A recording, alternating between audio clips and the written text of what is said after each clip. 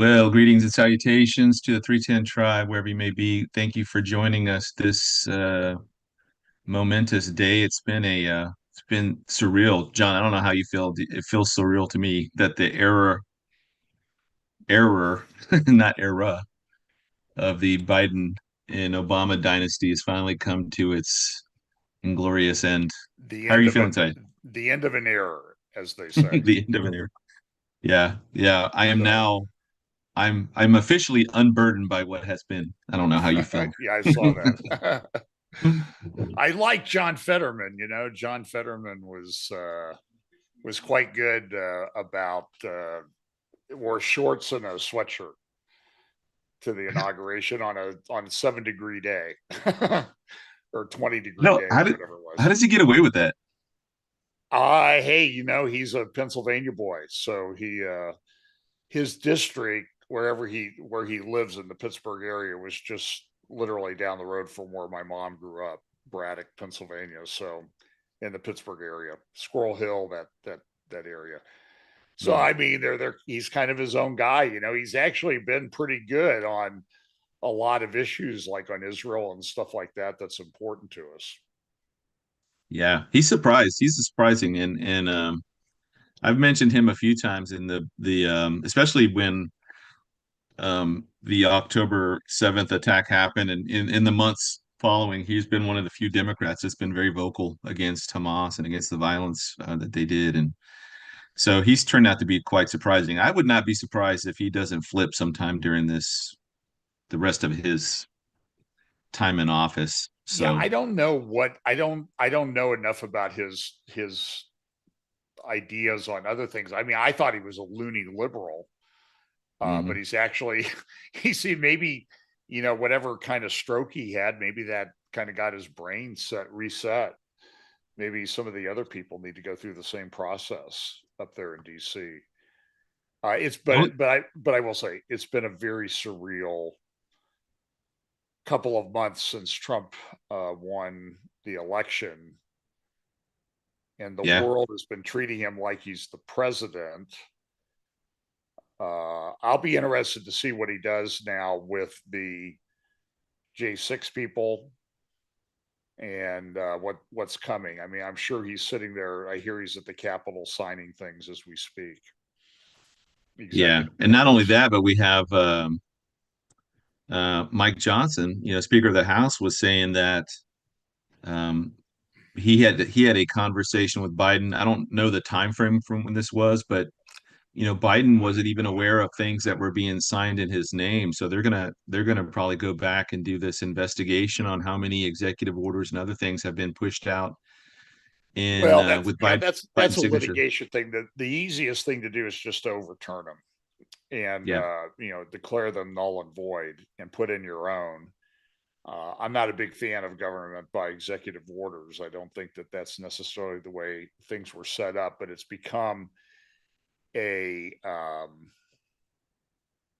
it's become a thing that everybody does.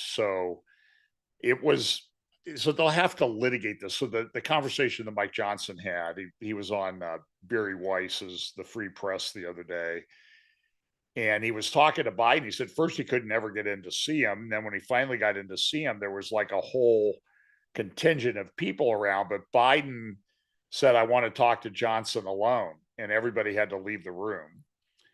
And he said, I don't, my constituents are upset because you've put the kibosh, you've restricted like LNG exports from Louisiana, which is a very big deal to our economy. He goes, no, no, no. I just signed an executive order to allow for more gas exploration. He goes, no, no, no, no. That's not what you did. So the question becomes: is what's the test for competence? So this morning, I don't have a complete list. He issued a bunch of pardons. So I want to clear up a misconception that a lot of people have that a pardon necessarily, if you accept a pardon, you're admitting guilt. There's been some litigation in the Supreme Court about that, but that's not necessarily the case. I mean, so for example, one argument that you could make is that back in January of 2021, before he left office, Trump could have pardoned all the J6 people. But usually pardons require a specific name, and there's an office of pardons. I've actually had been in touch with them on behalf of some clients who had been convicted of crimes, and they had a whole procedure set up in the Trump 45 and in the Biden White House and the Obama White House and Bush before that. In the White House Counsel, they had an office of pardons, and you would fill out an application, submit all this paperwork and briefs and all this. The pile of information was very, very expensive process. But Biden, on the way out, has sort of completely undermined that whole process, you know. So it's, but Trump could have pardoned. Well, he probably couldn't have pardoned all the J6 people from 2021 because they didn't know who they were. Today, Biden was very specific. Now, I don't know how specific he was with regard to the Capitol Police and District of Columbia Police and staffers of the J6 committee and members of the J6 committee. I've not been able to find that exact pardon yet that he supposedly signed, to pardon everybody who investigated J6, to pardon Fauci, and he pardoned all of his family members today for and they were blanket pardons. It's very unusual. Usually you'll get, clemency or sentence commuted or something like that. But these are kind of unusual big blanket pardons for everything that they might have done. That's a federal crime. He can't pardon people from a state crime. That's why Trump still has that those 34 felony counts of a conviction in New York, even though he's not getting any punishment for it. It's still on the record, but he can't pardon himself for that. So I don't know what Biden signed in the last few minutes. Everybody's kind of distracted with everything and the ceremonies and that thing going on. But he did pardon a whole bunch of people today. Now the question is he competent to issue that pardon? And I suspect that the courts would say, well, nobody did anything under the 25th Amendment to have him declared incompetent, so everything he has will stay in effect. I suspect that's how the courts will rule. Same way with his executive orders. Nobody went and invoked the 25th Amendment to put Kamala Harris in charge. So we're kind of stuck with what he did. So Trump has a chance to unwind all the stuff that he's been doing.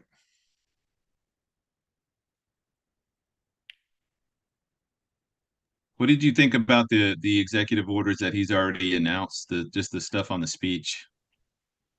Well, I want to see what the executive orders say. The interesting thing, even with the transition, he talked about sealing the borders, sending people to the borders, and that type of thing. And it was interesting, even though Trump was not president, my understanding is that some people in ICE, Customs, Border Enforcement started rounding people up last week because they knew Trump was coming into office. They didn't need to listen to the nonsense that they put in. They wanted to do their jobs. So, but the interesting thing is, I believe that Trump was going to Homan, who's what's he head of? ICE, or Immigration Enforcement, whatever Tom Homan is head of. They were going to target Chicago. Well, somebody leaked the plans to go after Chicago to the people in Chicago. So last week, the other day, the Chicago City Council put in, an ordinance or something that they're not going to cooperate with Trump. They reaffirmed their status as a sanctuary city, which means they're not going to cooperate. So that'll be interesting. I mean, there's a whole bunch of things that are going to be happening over the next few days. That's for sure. I think this next 2 weeks are going to be pretty chaotic in terms of. I kind of think he announced Chicago that they were going to make the first deportation stuff out of there, but at the same time, he could be hitting like multiple states at the same time. Because why announce ahead of time where you're going to go? Well, somebody leaked. Um, It was in the Wall Street Journal on Friday or Saturday what the plans were, and my understanding is the Trump people were just livid that somebody within the uh, government apparatus had leaked that information to Chicago. So I would say, I'm watching some of the comments. Have your head on a swivel. Make sure your neck is nice and loose when you get up in the morning, because I think you're going to be kind of jumping around looking at a bunch of different things. It's funny, Pete, when I prepare my updates and stuff, every now and then my browser will get really kind of clunky and slow, and I'll go up, close other tabs on my browser, and it'll be, you want to close 159 tabs that I have open on my browser. So I think it's going to be like that for a few months. yeah, that's true. Hey, I made this comment yesterday on I was on with Pastor Jason in the church in New Mexico, and I I found it ironic, just kind of looking back. We go back to July of this year, the summer where the assassination attempt happened in Butler. That next month, you had the Bidens out on Rehoboth Beach in I guess Delaware. There's security, I mean, minimal security. The Secret Service were in like shorts and like polo shirts, and like you couldn't contrast the two more starkly than what we saw. And I think coming into the inauguration today, even coming into DC yesterday, the trucks they're in, they have these new radar jamming electronic apparatus on top to prevent any kind of like a drone strikes or Oh, anything. really? I didn't even know this. Yeah, the vehicles were all up armored. They're Tahoes and things like that, but they're built like the Wolverines and the other type of up armored vehicles we saw in Afghanistan. But they had all the radar jamming stuff on top, and just the transitioning from being outdoors, doing it inside the rotunda. And that's something that I had talked to Pastor Ken about on December 30th. I said, constitutionally, they have to have it on the 20th, although then it doesn't dictate where they do it, because I guess when the Constitution was written, the what the capital wasn't in DC yet. It just has to happen that day. But I said then, I was like, they're going to move it. I think they're going to move the change the location, change the venue. And I think I talked to you about this back in October. I was like, why are they setting this stuff up so early? Why is this stuff Right. being I remember you said that they were putting out security fencing and that type of thing. And some of that is, they do that every inauguration, but because of the problems with the last ones, they've had to sort of change their modus operandi.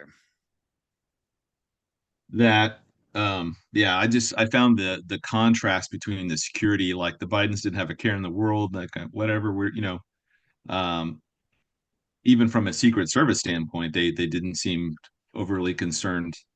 So either that tells you that either the Bidens know what's going on, or not them, but the Democrats, leftists, etc. Now, are they flying Biden back to Delaware on Air Force Two, or the usual? They usually take the Bless outgoing you. president back on one of the presidential planes, or they just like calling an Uber for him or something? No, he flew out on Marine One to Andrews Air Force Base, and then from there they were going to fly to California to go on vacation. So I'd be curious if they. I'm sure they're not going to vacation anywhere near Los Angeles, so they're gonna go out I there heard and be. they rented a beach house in Malibu. No. Oh wow, yeah. Oh yeah. Well, hope they Now we brought can their. add that to the different theories about why all that fire, because somebody wanted to destroy the. It was Trump. He wanted to destroy Biden's last vacation. Yeah. Another thing I thought about with today was the weather. So not conspiratorial or anything like that. It's just like we have these massive Arctic blasts coming down this week and I think next week. And if there were, people were saying that the protesting and all that was really pretty minimal. Even yesterday, it was very, very tame compared to previous years. And I thought that, I think the temperature has a lot to do with activists and their willingness to go out there and cause mischief and mayhem. Right. So I feel like God is, orchestrating some of this. You can go all the way back to his first election. I mean, all the different things that have happened along the way, but I couldn't help but think that maybe that, God is wanting Trump in, and he's going to use Trump to ramp up things with Israel. I think all of the stuff he said about America, that the next generation, and that we're the greatest, ever, I thought it was a very inspiring speech. And if I weren't a Bible believing Christian that understands the end times, I would be pretty excited about the future. But we know what's coming. We don't know exactly when it's come, but we know it's coming fairly soon. Yeah, And look, there's a lot of Christian people that aren't happy with Trump. They think he's a complete tool of the new apostolic reformation. And look, he's got people around him, like any president, they've got hangers on. And just the question is, what, how influential are they on him and his policies? yeah, I don't know. I don't like Paula White.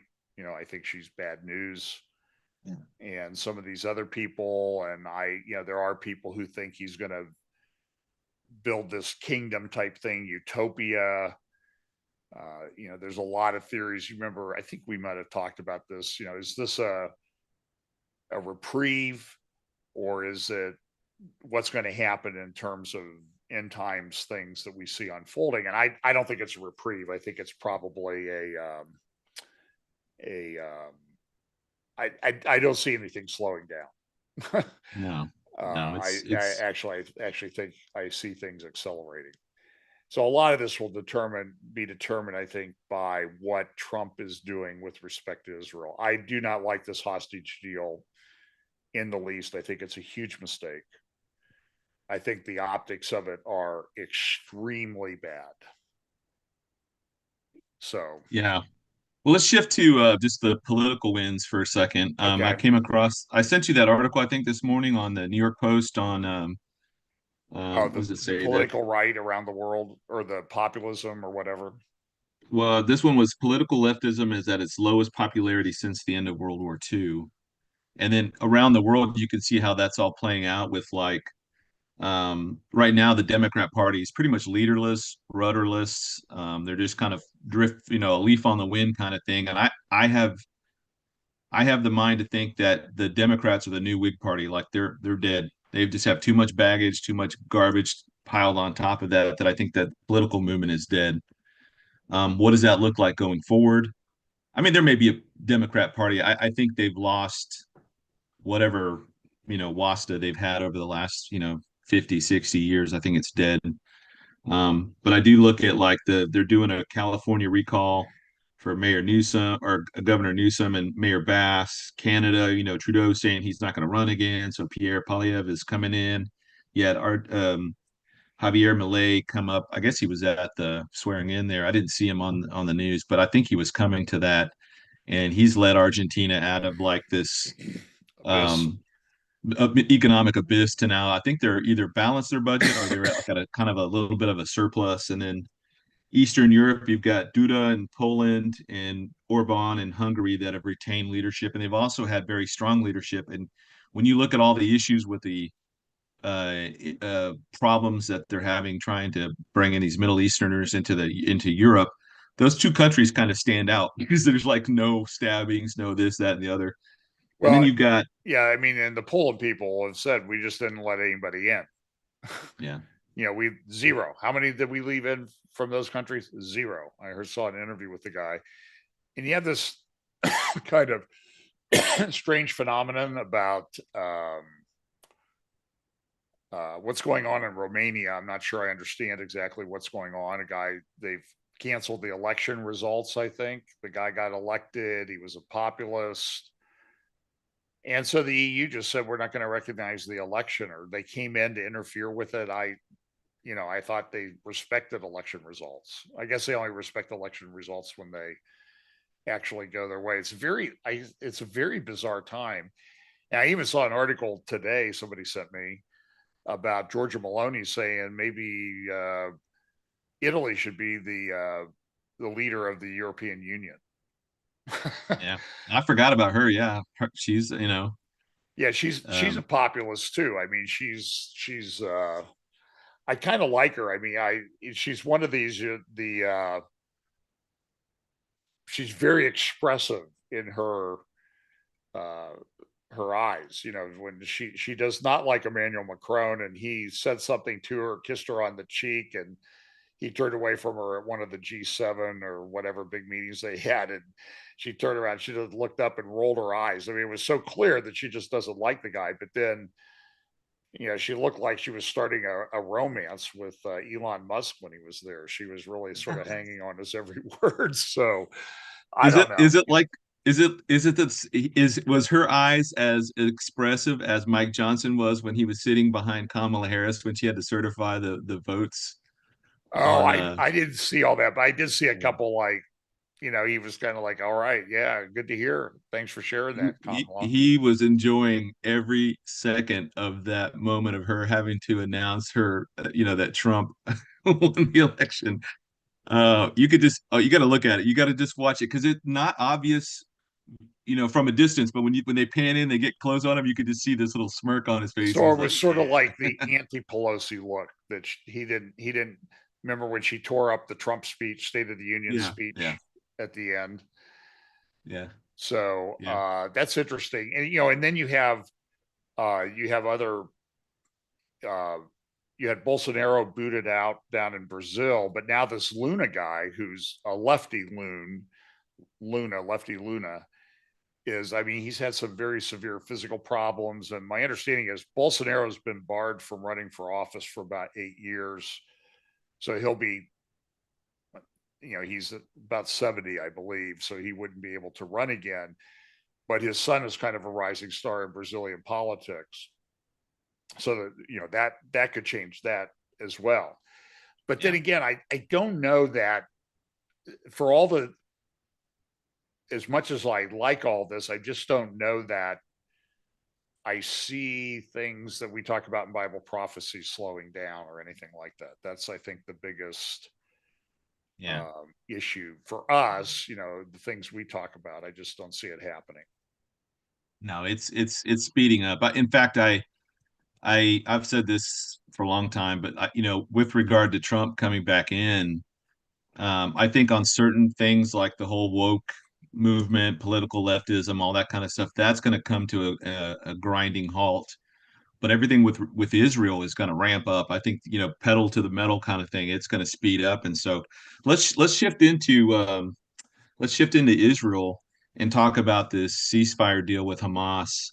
Now, the nuts and bolts of it are, they have these three phases, and it starts with the ceasefire, then it has this prolonged 42-day hostage release where they let a trickle of these hostages out, and then on the other side, it's very disproportionate from getting back, I think, a total of 98 hostages, many of who may be already deceased. And then on exchange for that, they have to give back, I think, 1,900 Palestinian thugs, terrorists, murderers, etc. And I agree with you; it's completely lopsided. It's not a good deal. I just think that if Trump had that conversation with Bibi Netanyahu, it probably went something like this: Look, Bibi, it's a terrible deal because Trump's all about making a good deal. This is a very not a good deal. So he recognizes that it's not a good deal. But I think he told Bibi that, hey, look, they're going to violate this. We've already set the parameters up. Once they violate it, once one rocket gets launched from Gaza or from some Palestinian somewhere, from even from Judea and Samaria area, that's considered a breaking of that ceasefire. I will be sending my troops in with your troops, and we will utterly crush and destroy the remnants of Hamas. So I think they know it's a bad deal. I think they also expect Hamas to violate it, so they're not going to have to go through and let all of these 1900 out. I don't, and I think Israel's still going to retain the ability to say, yes, we're going to let this guy out, or no, they're going to be able to pick and choose who they let out. I don't think they gave that up in the negotiations. I don't know. I know all of my what I would consider my strong Zionist friends are almost to a person extremely upset today. So just so everybody knows, at 10 o'clock on Thursday morning, I'm going to live stream. I think I'm going to live stream an interview with Hillel Fold from Israel. He's a tech entrepreneur in Israel. His brother was stabbed to death at the Gush Etzion Junction shopping center near Efrat. I don't know. I think 2018. Ari was like, known as sort of locally around Israel. Everybody loved Ari. He was like the Lion of Judah. He did a lot of things on TV with leftists and that type of thing. He was very engaging, loved Israel. And he went out to get something for his wife. She sent him down to the store and he died. Before he collapsed, he was stabbed. His aorta was severed.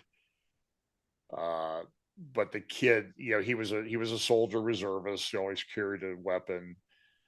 And the kid went down like he was going to stab somebody else. So Ari chased him down up, a few steps and stuff, and shot him, neutralized him at least. And then Ari collapsed and passed away from the severed aorta. But that the kid is supposed to be released. The kid that stabbed him to death.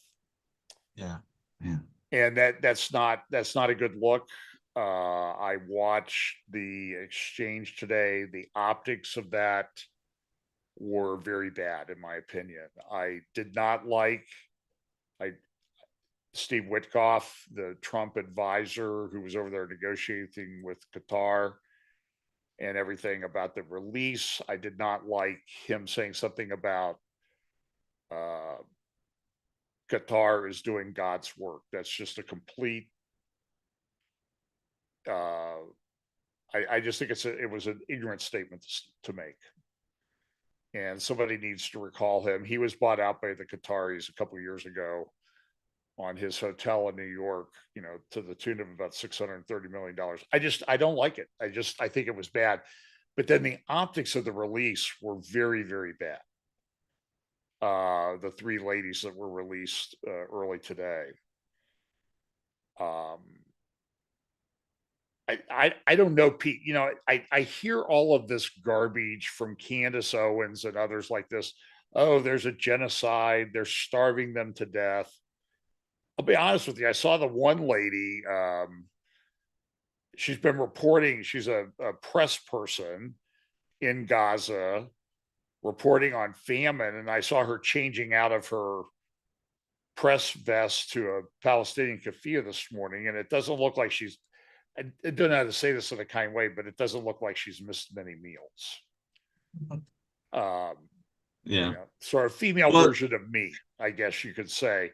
And I saw the people there. I did not see starving people there. And then the Hamas guys show up in uniform. It looked like they just picked them up at the dry cleaners. I thought everything was destroyed in Gaza. And they had weapons. They had Egyptian automatic rifles and that type of thing. Not just AK-47s. They had sort of the latest Egyptian model rifles, people were saying. So I don't know. I do think that I see somebody in the chat mentioning Carolyn Glick's interview with the head of MEMRI, MEMRI.org last night. And I think that even, and this guy, by the way, the head of MEMRI is a Qatar expert. He understands Qatar. He understands the Muslim Brotherhood. And I deeply respect Carolyn Glick, but the appearance that came across was she was even surprised at the things that he was saying about how bad this deal was. So now they were very good at orchestrating everything.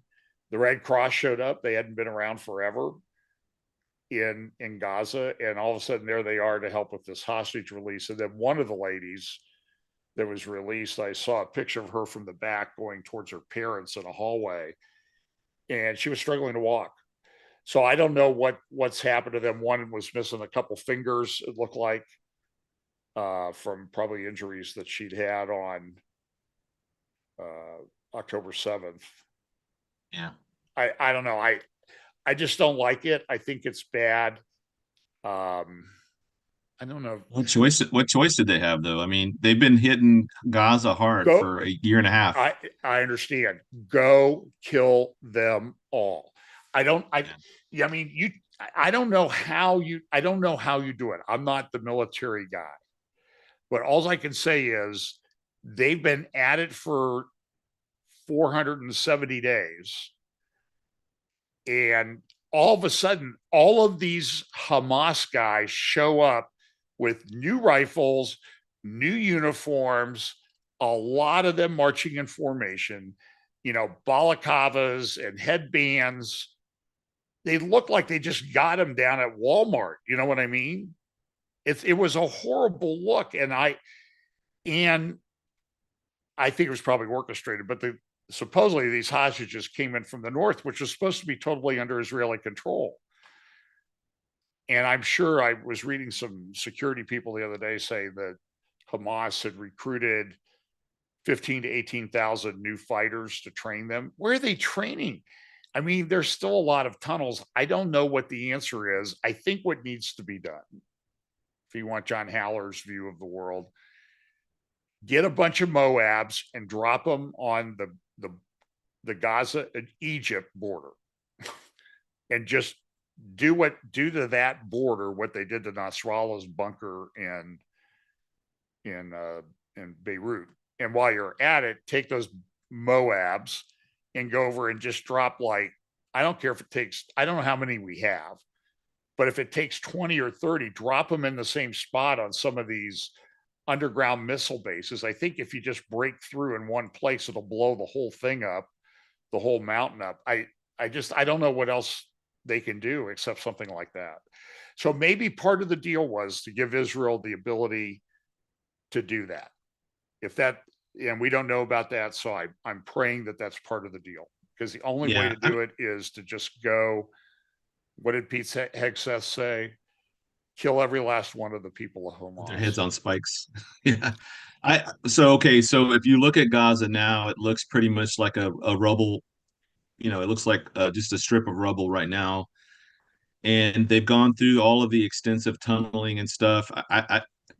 I think Netanyahu was at a point now where, like, okay, let's just say November 6th, Trump's the incoming, so now he knows there's going to be a change in the political winds, but he risked killing the hostages because he has no idea where they're kept, the bulk of them, or if they're all onesie twosies here and there, or they may not even be in Gaza. They might be being held in the Sinai or in Egypt or somewhere else. And I think that he risks, if he kills them, if he kills the hostages accidentally, he's done, and their justification for fighting the Hamas is done. I think he was in a very tough, difficult place to be in with regard to getting these hostages back, and optics being what they are. I mean, I get that. But I think he and Trump are both counting on Hamas to violate this treaty because they've done it every other time and they can't help themselves. And I think that then would give them the political justification to go in and drop Moabs and say, you know what? All right, you're done. And Egypt, by the way, you're on notice. If you don't hand these guys over, because apparently they're getting aid and support from you guys, weapons, uniforms, etc. I think Egypt's on notice.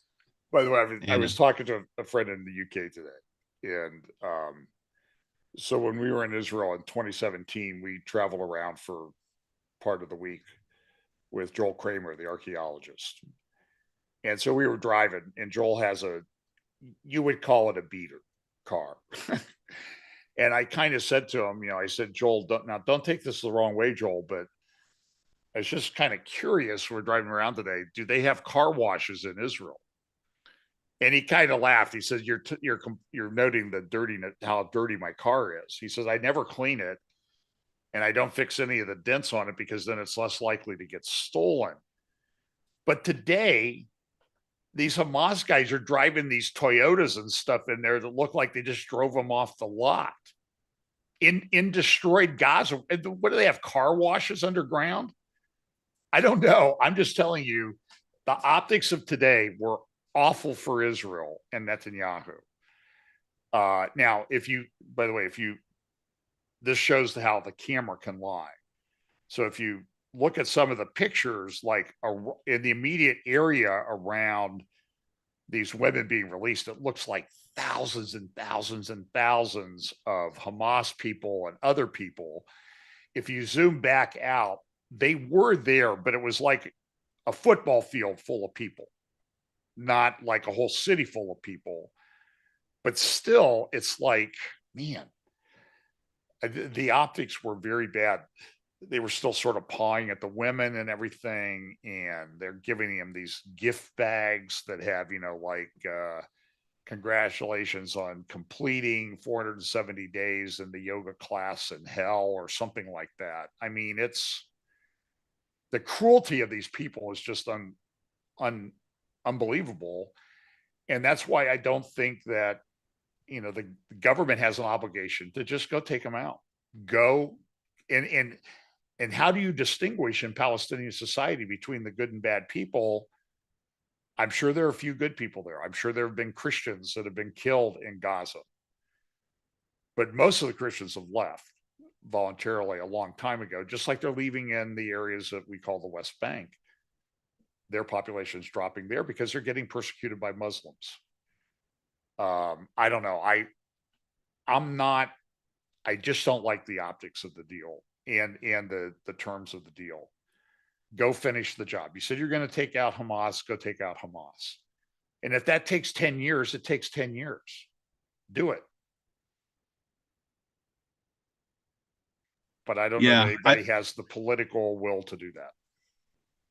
Well, I think the political winds are going to shift with regard to between Israel and the Palestinians significantly. Probably, I would say the biggest shifts I think will happen within these first 2 years of Trump's administration.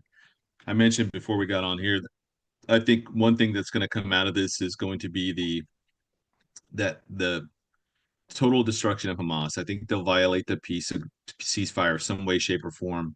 That'll give America, the United States, and Israel all the justification they need to go ahead and just be done with this. And then I think secondarily, as an effect of this is going to be the momentum then to go ahead and annex all of the West Bank and Judea, not the what they call the West Bank, but Judea and Samaria, because there's no way Israel can have peace. They can't have peace when they've got their enemies in the center of their nation launching rockets at them. And there's never going to be any kind of peace deal. And neither can you have a two-state solution when you've got 4 or 5 different political entities within Hamas or within the Palestinian side who are all claiming to be the rightful leaders. So they're going to have to move those people all to one location. So either they move them all to Gaza or they move them all to somewhere in Jordan. They have to incentivize Jordan to go ahead and take these people back. They maybe it's through weapon sales or through energy, gas, water, whatever the case is. They're going to have to put them all together because as long as they're separated, they're going to still be two differently political entities, both claiming authority over the Palestinian people, and it's never going to work. So you don't have a two-state solution when it's Israel plus 4 other entities all claiming to be the rightful leaders of Israel of the Palestinians. Now, that's So just my well, let's opinion, talk but I about think that. that's Yeah, going to come. what do you think this whole covenant thing and agreement with death and hell? Bill Salas and other guys, Tom Hughes, talk about how do you think this? How do you think this works out? What's the war game it with me? So I To think be it's honest with going you, to, I don't know. That's yeah, I think it's going to be built somewhere off of I think the Abraham Accords were the foundation for everything Israel's going to do going forward with the Middle East. I think that foundation's already been laid. Bless you. But I think from there, I think they may carve out something in there where they incentivize Jordan to take back these people that are technically and historically theirs. And you and I talked earlier, the 1922 mandate for Palestine, that the original mandate that was agreed upon in San Remo and then put into legislation or whatever through the League of Nations was then altered by the British to go ahead and the British. Okay, so let me back up a little bit Okay. and we can go from here. So I got the little timeline here for this. 1915 to 1916, we're in World War One. You have a British guy named Sir Henry McMahon. He's secretly corresponding with a guy named Sharif Hussein, who was an Arab there at that time. He said, if you will help us revolt against the Ottoman Empire. So now the Ottoman Empire, the Ottomans who had aligned with Germany and Austria-Hungary, get them distracted in fighting other places, help us overthrow the Ottomans, and we'll give you a kingdom, or we'll give you your own country when this is all said and done. The second thing is are you going to pull up the map? Okay, good. Did I pull one up? Yeah, yeah. Okay. And then the second thing is you have that next year, the Sykes-Picot, which was that secret agreement between Britain and France to go ahead Mm-hmm. and plan to divide the Ottoman territory.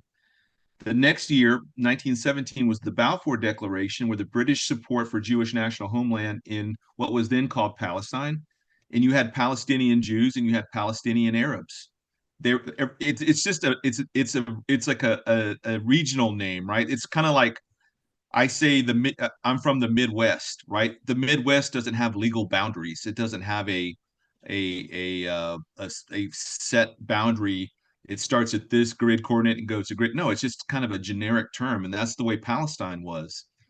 The same thing as if I said I'm from the South. Where's the legal boundaries of the South? Is it the Mason-Dixon line? But how far west does that go?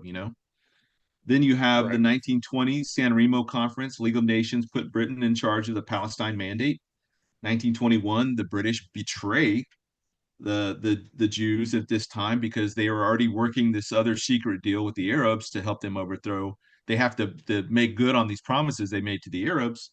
And then 1929, or so let me back up. So that Palestine Mandate basically took all, it reduced what Israel was supposed to get by 77%. So once it did that, the Jews at that time had a very tiny fraction of land that they were supposed to get. Yeah, the left there where Israel is today, that where it says Palestine, that was all supposed to go to the Jews. Correct. Well, And everything to the east of the Jordan, yeah, everything west of the Jordan. yeah, everything east of the Jordan was supposed to go to the Arabs. So you could see proportionally how lopsided that was already. But what happened was once they gave that land to made that deal with Sharif Hussein, the Arabs that were still living in what we call today Israel, or what is Israel today, they said, well, where's our land? You promised us land. So then that becomes part of what now is known as the West Bank. So they were Correct. carving even more out of what the Jews were already supposed to get. So it's been a bad deal since 1921, since the British got involved. So I think if they want to legitimize and go back and say, hey, let's go back to the original agreement. And I mean, this is my opinion again. I think this is going to be the covenant, part of the covenant that the deal with the devil kind of thing that's going to happen. And you look at I call it the eye to eye effect, right? So Bill Koenig's book Eye to Eye. Look what happens in 1929. The British had the Passfield White Papers. That happened in October 1929.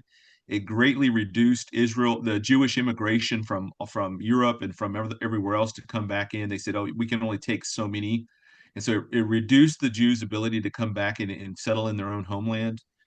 That's that next month. So that was in October. That was in it was the same month, October 29th or October 1929. What happened that same month? October 29th of 1929 was the Great Depression. The stock market crash, and we went for the next decade in the Great Depression. You look at the Peel Commission, that happened from 1936 to 1939. again, reducing further Jewish immigration back to their ancestral homeland. What happened in 1939? Well, that was the official start of World War II. And from that point, we look at it at Great Britain used to be the world's greatest superpower, reduced overnight to a tiny island. And that old saying that the sun never sets on the British Empire, well, it set. It started to set there in 1939 at the outset of that Peel Commission. So when nations begin to monkey around with trying to mess with Israel and putting them over a barrel, or reducing their land, or dividing their land, or reducing their or, harming their people, bad things happen to the countries that do that. And I think we got a little glimpse of that with what Trump was doing on January 7th. He had that Mar-a-Lago presser, and one of the reporters asked him and said, "Hey, are you still going to hold Hamas to this threat that you held them to?" And he says, "If the hostages, or if the deal's not signed, all hell will break out." Well, all hell broke out in California that same exact day. Now, I'm not saying that God lightning bolted up the fire that started it. I think he removed his hand of protection from what was already a precarious situation, a situation, by the way, that the Democrats in California had long allowed to fester, and it was just a problem waiting to happen. But I think it's ironic that it happened that same day, that Trump had made that double down on that threat with this deal. And then on top of that, Biden said, no, no, no, no, that wasn't Trump's deal. That was my deal. So then what happened? We get this Arctic blast that comes in, and I think that there were probably going to be some ne'er-do-wells going to try and mess things up. But because that blast of air came in and just plummeted the temperatures, I think that kills a lot of the anger that would have been out on the streets today. Not only that, but I think ultimately the Democrats are very, very much divided, so they have their own problems. But I just feel like I feel like now Trump coming back in, they very much view him as a Messiah type figure. You know, I'm gonna read from. Are you still with me? Who's thinking about who's the Messiah type figure? They think that Trump is. Let me read this to you. Okay. Or do you have any thoughts? Anything I said before I do that? Because I want to. Well, I would say to the extent that people were thinking of Trump as a sort of Messiah figure who's going to give us everything that we want here, he's going to restore the land and all this other stuff. I'm not sure that the events of the last 48 hours have helped that feeling in Israel. Yeah. I agree with you. It's not, the optics aren't great. I think they're in an incredibly difficult situation. If Netanyahu and IDF had gone in harder, they risked killing all the hostages on accident Right. on their part. But I think the Palestinians or Hamas would have put them in harm's way, just so that, look, you killed your own people, and then the optics on that would have been even 10 times worse. But check this out. This was from I want to say this is from Israel 365, but they're quoting Rabbi Berger. I think it's Berger. It may be Berger. He was citing the medieval commentator Rashi, who stated that the Moshiach will be revealed, concealed, and then revealed again. And this was stated in the Midrash Rabbah Bamidir. I don't know how to say that. 11:3. It says the Rabbi Barakia, in the name of Rabbi Levi, said, just like the first Redeemer, Moshe revealed himself to the Jews and then concealed himself. And similarly, the final Redeemer will reveal himself and then conceal himself and then return and reveal himself again. Quote, like Cyrus, God put Donald Trump in power to build a temple and pave the way for the Moshiach. Rabbi Berger said, and like Moses, Trump began as part of the common people, was revealed in his first success entering the White House, but was then hidden. And quote, like Moses, now that Trump has been revealed the second time, he will fulfill his ultimate function. So I'm not saying that all the Israelis look at him like the Messiah, but I think there's certainly a significant portion of them that view him in that human. Again, their idea of Messiah is not God in the flesh, like in the incarnate sense that we believe that. They believe that he's just a man, a great leader, that's a great friend or leader of Israel. Bless you. And so I can see a couple of things coming out of this. One is that I think annexation will happen. We already have a caucus now that was just recently put together on the Republican side of the House in Congress. caucus for annexation or in support of Right. Yeah. annexation of the West Bank. And then on top of that, if if Trump in the time that we have remaining here isn't directly involved with building a third temple, I think their access to the Temple Mount is going to be significantly increased. And that may involve the removal of the Waqf as the people that are the custodians there. And that may be part of some deal that they are working out with the King of Jordan, etc. So I don't know. I think there's going to be massive, massive changes when it comes to Israel. And you've got Trump coming in, and he's doing this the most what do they call it? The only other president that's done what he's done in terms of winning not two non-consecutive elections. So his first term, and then he didn't make it the second term, and now his third term. The only other president I think that did that was Garfield back in 1989 or something, or maybe Grover Cleveland. I can't, one of those two. And then on top of that, you've got the planets aligned, right? So somebody had mentioned yesterday that Pastor Jason I talked to, he was like, "What do you think about the planets aligning?" I was like, "I hadn't even thought about that," but I looked into that, and the fact that all these planets are aligned. That the last time that happened was 1982. The next time it's going to happen is in the year 2492. So like what, 400 years from now? And Yeah. I'm I'm not. probably not going to be around then. Yeah, yeah. I mean, that'll be after the Kingdom Age. I mean, that'll be on the other side of that. So I am Unless I not can get saying my that, Elon Musk chip Neuralink in before, or you I'm get just kidding. downloaded to the cloud or something. Your Yeah. conscious is down. But you know what I mean? Like, there's just so many weird things happening. It's just, I don't know. It just seems, like you said at the beginning, it's like it's kind of surreal, like just how things are falling into place. So I just think this is going to be an incredibly prophetic time to watch Israel and to see things and everything that's happened since October 7th, So let me just share you 23. a picture of something. This is something that I've been looking at for a while. And so this article appeared in the Wall Street Journal back in June of 2022. So almost 3 years ago. And it was kind of an odd, by the way, a day or two before this, in a Mohammed bin Salman approved publication, I think it was in Al Arabiya, was also a similar thought. And what they talked about was, oh, this is the Hashemite kingdom of Palestine plan. That what they would do is they would split up areas of the West Bank, give them to the Palestinians, but join them to Jordan and Gaza. Mhm. And it was kind of interesting because this is 2022, and it ended up looking like, let me share this other page with you. Let's see. Hang on a second here. I got my thing hidden behind my camera.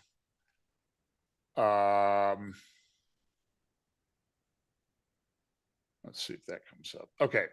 So this is from the Trump plan in 2020. Does that show up? Yeah. And so it's very similar to what Jared Kushner had approved. And so, but also coupled with this, there were also articles appearing back in this time frame in Saudi publications that said that the Muslims don't really have a tie to the Temple Mount. That the furthest mosque that's referenced in the Quran or the Hadiths about Muhammad's night journey really took place at a mosque near Mecca, and that's kind of questionable. But there are people within Israel that are very big on this Hashemite kingdom of Jordan thing. But I'll also tell you, I saw an interview last week, maybe a week and a half ago, with Carolyn Glick. She had on a security expert with the Harut Center in Israel named Amiat Cohen. And Amiat said, we need to start. This is why there's so many different levels to this thing, Pete. Amiat was saying that we need to start referring to Abdullah II as the last king of Jordan. and because he has a big problem with Muslim brotherhoods, 80 Mm. Muslim Brotherhood, 80% of the Jordanian population is Palestinian. His wife is a Palestinian, and then they also have maybe close to 2 million refugees from Syria and some of the ISIS guys. I don't know. There's some this thing's going on and complicated on so many levels right now. It's almost when I do my updates each week, I spend a lot of time preparing and putting slides together. But some Sunday, I'm just going to get up and start looking at the news feed and my X news feed, or my Twitter news feed, and just start talking from that, because it seems like it changes so much. So I don't know. I know that Trump will be big on making a deal, and this would sort of be the ultimate deal. I think of those pictures that they have a square in Tehran where they put up all these big posters all the time. So they put up some posters with missiles on them roughly a year ago, and it was based on a Iranian newspaper that had a big. It was like a sea of red with 400 seconds on it. It said 400 seconds to Jerusalem, because that's supposedly how fast these new missiles that they are introducing, they're sort of hypersonic, or they would qualify as hypersonic, will take them 400 seconds to get from Tehran to Jerusalem. By the way, if you put that into minutes, it's 6.66 minutes, if you want to do the math on that.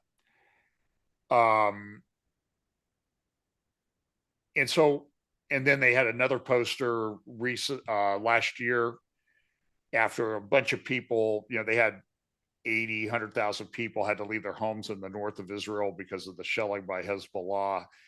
And the missiles, there's pictures of missiles in Tehran, and it's in Hebrew. So if you grab a screenshot of it, you take it to Google Translate and do the image translation, and it said, "Are you ready for 2 million displaced people in the north?" So this was the goal, to completely empty out the north of Israel. Hezbollah would come south. And then the goal was for Hamas and Hezbollah to attack at the same time and meet in Tel Aviv and kidnap or kill 1 million Israelis. Mm.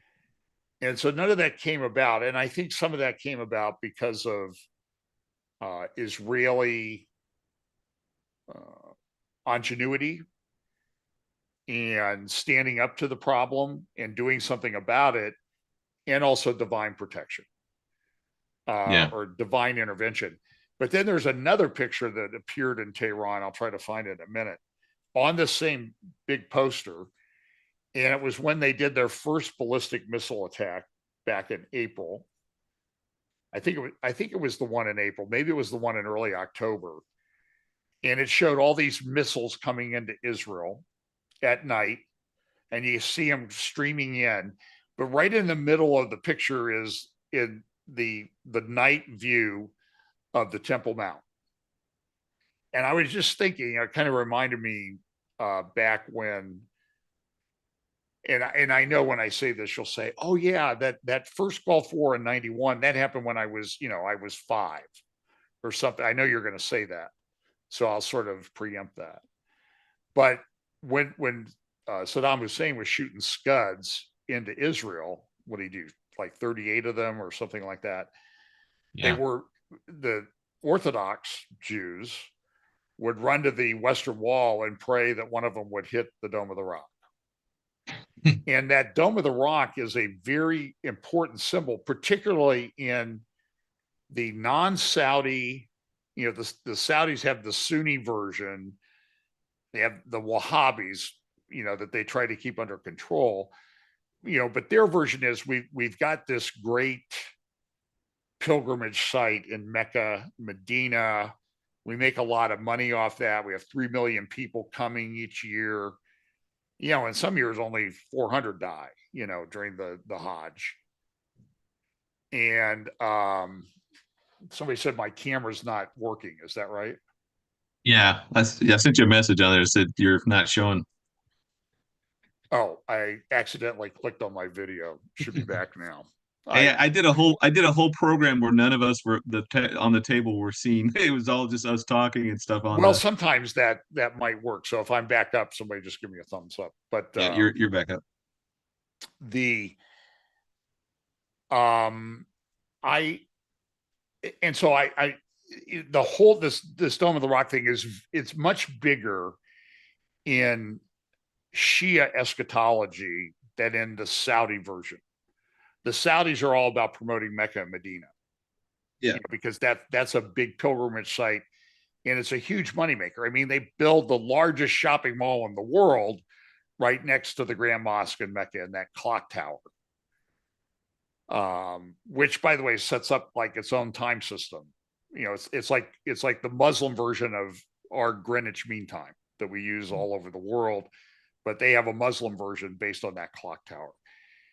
And but the Dome of the Rock, the Al Aqsa, the whole Temple Mount is now referred to as Al Aqsa.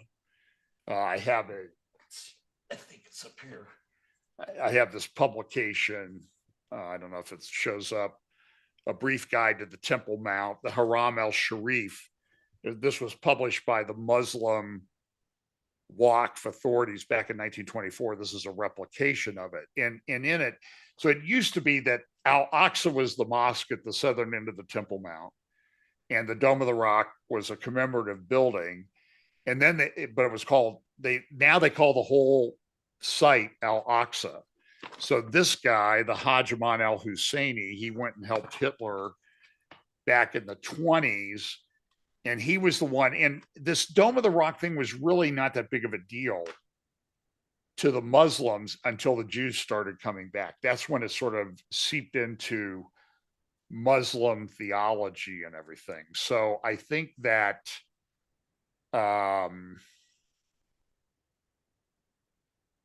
and so when the Hezbollah fighters, when they were killed, until there were too many of them, they used to put up a memorial page for every single one of them, and even up to Nasrallah. He was sort of the last one on their Hezbollah media website, Al Manar. They used to have a banner there, and all of them had the same phrase, and they always had a picture of the Dome of the Rock, the gold dome, and it said he was martyred on the road to Jerusalem. So when you talk to some of the security people up in North, this whole thing, these are, Jewish security experts at Alma and elsewhere, they will tell you this is all about Jerusalem.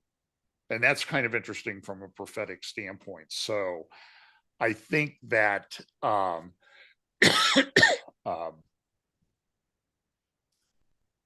don't know, there's a lot going on and there's a lot of moving pieces to this. And now we have, so let me just mention this. I've talked about this a number of times recently. Erdogan is all over this thing in Syria. He's running that operation. Even Putin did a big news conference about a month ago. It actually was December 19th. And, everybody says Putin's old and he's sick and he's frail.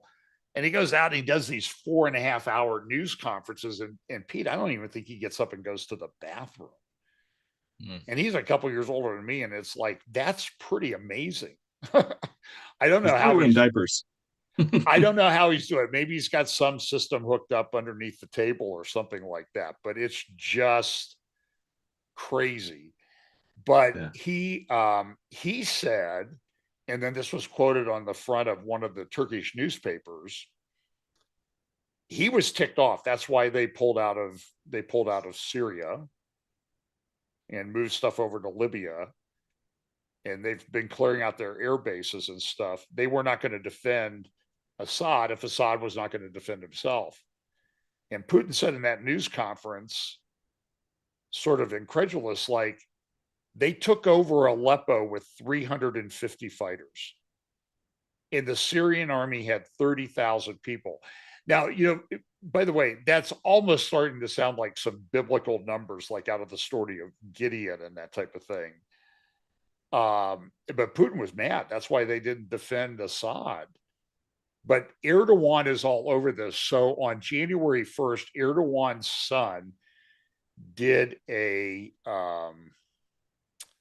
march on the Galata Bridge in Istanbul, and it had 3 pictures. I'll have to see if I can find the picture.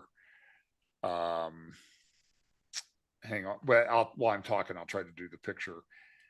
Let me see if I can I saw find it.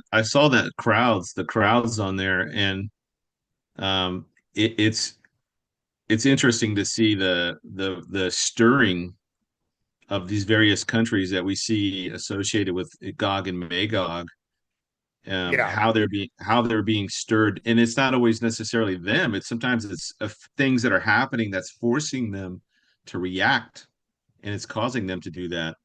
Okay. So there we go. I think you can see Yeah. that now. This is the poster that was used for this march. You can see there the date 1, whatever the Turkish name is, 2025. Led by Erdogan's son. The Turkish translation of the Birgunus Doyar name there, the big white letters, is a sun rises. And then you see the sun rising behind on the horizon there, and it's half Turkish flag, half Palestinian, which is kind of interesting. But then above that, they have 3 phrases, and they're related to the buildings below each one of those phrases. So on the left, it says, yesterday, Hagia Sophia. This is very important. And by the way, we can argue about, I could probably make the case that maybe Russia's not involved in Ezekiel 38, 39, but we know Turkey is. There's no doubt that Turkey is one of the big cheeses in that whole thing, and Persia. So yesterday, Hagia Sophia, and that's a picture, a silhouette of Hagia Sophia with the minarets about it. But the significance of that, back in 2020, Erdogan tweeted the resurrection of Hagia Sophia. It is the largest church ever built in Christendom. And I know we can argue about, okay, well, it's Orthodox and they've got some bad theology. That's not the point. The point is, Erdogan thinks it's Christian. And it was taken over by the Turks, turned into, at the end of the fall of the Holy Roman Empire, the western half, or the eastern half, I'm sorry, back in the 1400s, I think, late 1400s. And it was turned into a mosque. And it remained a mosque until about 100 years ago, when Ataturk, as he was creating the new secular Turkish empire that he wanted after the fall of the Ottoman Empire, he turned it into a museum. But 4 or 5 years ago, Erdogan came and turned it into a mosque. There's no doubt that he did that. So the symbolic thing is, and this is how this plays into eschatology and prophecy and everything. I think this was an incredibly significant event on January 1st in Istanbul. But yesterday, Hagia Sophia, the largest church symbol of Christianity, yesterday, Christianity. Then in the center, you see a tower, which is the Umayyad, and the phrase up at the top says, today, Umayyad. The Umayyad Mosque was sort of the seat of the big Umayyad Persian-led Shia empire that went all the way into France, even into southern France, all of the Iberian Peninsula, Spain, and even over towards Vienna. I mean, it was a huge empire, but their most important mosque was the Umayyad Mosque in Damascus. So here we go. Yesterday, Christianity and Hagia Sophia. Today, Damascus and the Shias. And then on the right, of course, you see the Dome of the Rock, and it says tomorrow, Al-Aqsa. And so this is being repeated in a recent speech in December. Erdogan was talking, and the crowd started chanting. And this is the translation of the language they use, which is kind of interesting in light of Ezekiel 38, 39, and the words used there. Chief, take us to Jerusalem. Chief, take us to Jerusalem. Chief, take us to Jerusalem. And Erdogan's response was, victory comes to the patient. A couple days later, you'll like this eschatology language. We all like this part of eschatology language.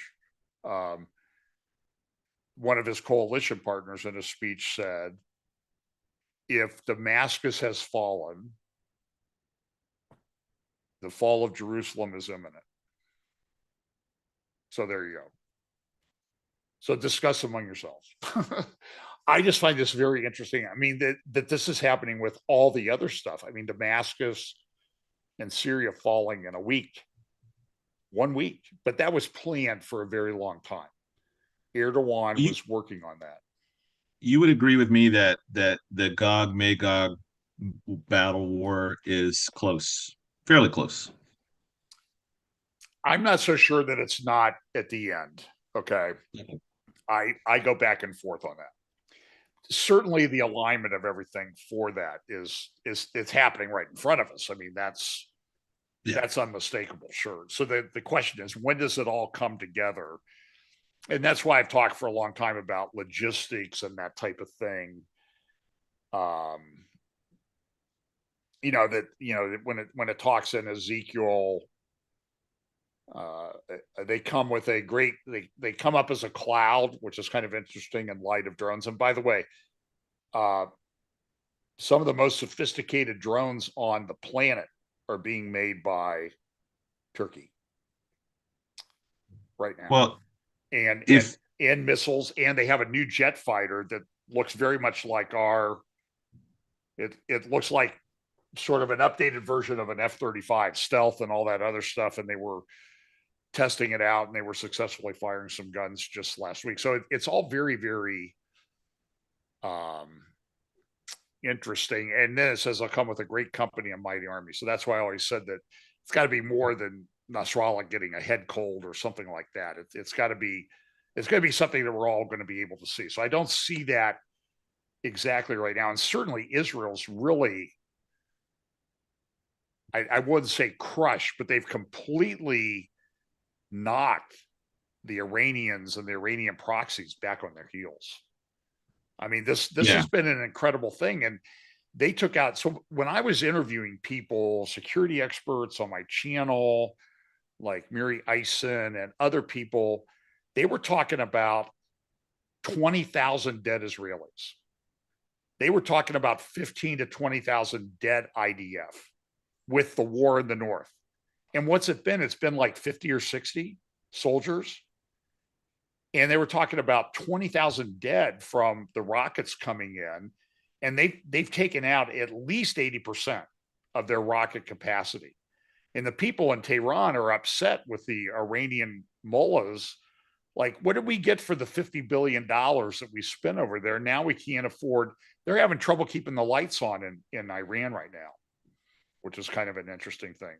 A country rich in gas, and they're having problems because they can't get the items that they need to maintain their power plants because of the sanctions that have been put on them. And those are coming back. That's one thing we can be. Trump is going to be. I'm sure we're going to see something like that. So the question is, who leads this invasion? I see the question in the chat of Ezekiel 38. And, a lot of it's been Russia. And that part of that was because when we were looking at these prophecies in the early days of late great planet Earth and everything, Russia was the Soviet Union, the big evil empire. Yeah. But now they're kind of minimized. But I'm just saying, as Turkey is in a set, their economy stinks.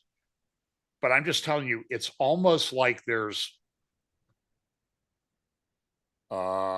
like a divine spiritual element behind it, that they're getting away with a lot of this stuff. So Turkey is Muslim Brotherhood, Erdogan is Muslim Brotherhood, Qatar is Muslim Brotherhood. Qatar has the biggest gas field in the world that it shares with Iran. They're the money bags at the head of the Muslim Brotherhood snake. And don't think that there's any difference ideologically. This is why I was so upset with what Steve Witkoff said. It was either, it was like they paid him off, or he's just totally ignorant on the issue. And he needs to talk to somebody who knows something about it, like the guy at Memory, that Qatar was doing God's work. I mean, they're doing Allah's work, but you cannot distinguish between Qatar and Turkey and ISIS. It's just a thing of methodology. And so we have a huge problem that's imminent right now. That Trump, I know Trump wants to keep everybody home. He's not going to be able to. The reality is going to set in pretty soon. Erdogan is on the march, and he's 2 days younger than I am, so he's getting up there. But I don't know. This is kind of interesting. Now I'll shut up for Regardless, a little bit because I've talked too much. no, I like listening to you. I mean, regardless of what we think about the exact players in Gog and Magog, I agree with you. I mean, up until the fall of Soviet Union, they were the big bad, and then it was Iran, and then people were arguing between Turkey and Germany as to the others. But um, I I think definitely I agree think in that it's today's Turkey. world, Pete, Germany is toast.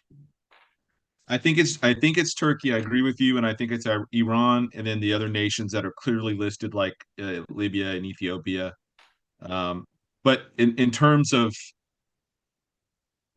the animosity in this coalition, these guys kind of hate each other, but they hate Israel more. Right. So they're going to all eventually focus in on it. But look, when we think about where we are in proximity to this conflict, if you believe it's a pre-tribulation event, I know some people believe it's a post or like at the end of the millennium kind of event, or if you think it's inside of the 73, regardless of that, I think we're pretty close. But listen to this passage.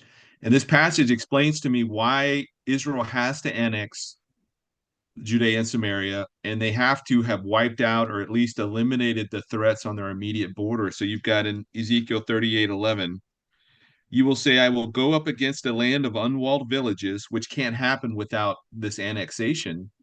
Um, Yep. I will go to a peaceful people who dwell safely, all of them dwelling without walls and having neither bars nor gates. You take plunder and to take booty and to stretch your hand out against the waste place. Okay, so at this point in Gog Magog, Israel is not in a state of war. They're not on a war footing. They seemingly have reduced their security requirements inside of Israel because I think they have removed the threat. And I think what we're going to see, and again, this is my opinion, but I think the only way we get to that verse, in considering how close we are to everything starting to come to a head, I guess, is that something has to happen with the Judea and Samaria. They have to get control back. They have to remove the threats that are inside, and that's the only way they're going to be able to actually prophetically fulfill that verse of dwelling peacefully and not having bars and walls and gates and all this kind of stuff. Mhm. The ceasefire with Hamas is dealing with Hamas. I don't think that has anything to do with Hezbollah. Am I correct on that? Well, they already have a ceasefire in the north with a separate one with Hezbollah. So I think Hezbollah, like Hamas, have pretty much, at least from their leadership standpoint, have been pretty much decimated. From if you're talking about Hezbollah, from Nasrallah down till probably like the brigade level leader, or maybe even battalion level leader, and then with Hamas, the same thing. They even over the course of these 42 days, Hamas is not going to be able to reconstitute anything. And so, yes, they're going to get back 1,900 terrorists, murderers, killers, but I think that they're not even going to get that far before they violate this treaty in some way, shape, or form. And then that gives the U.S. and Israel justification to go in and to just completely eradicate Hamas. Following that eradication, following that point where there is no and I think this happens sooner rather than later because right now Trump is still walking on water, so to speak, with his mandate and stuff.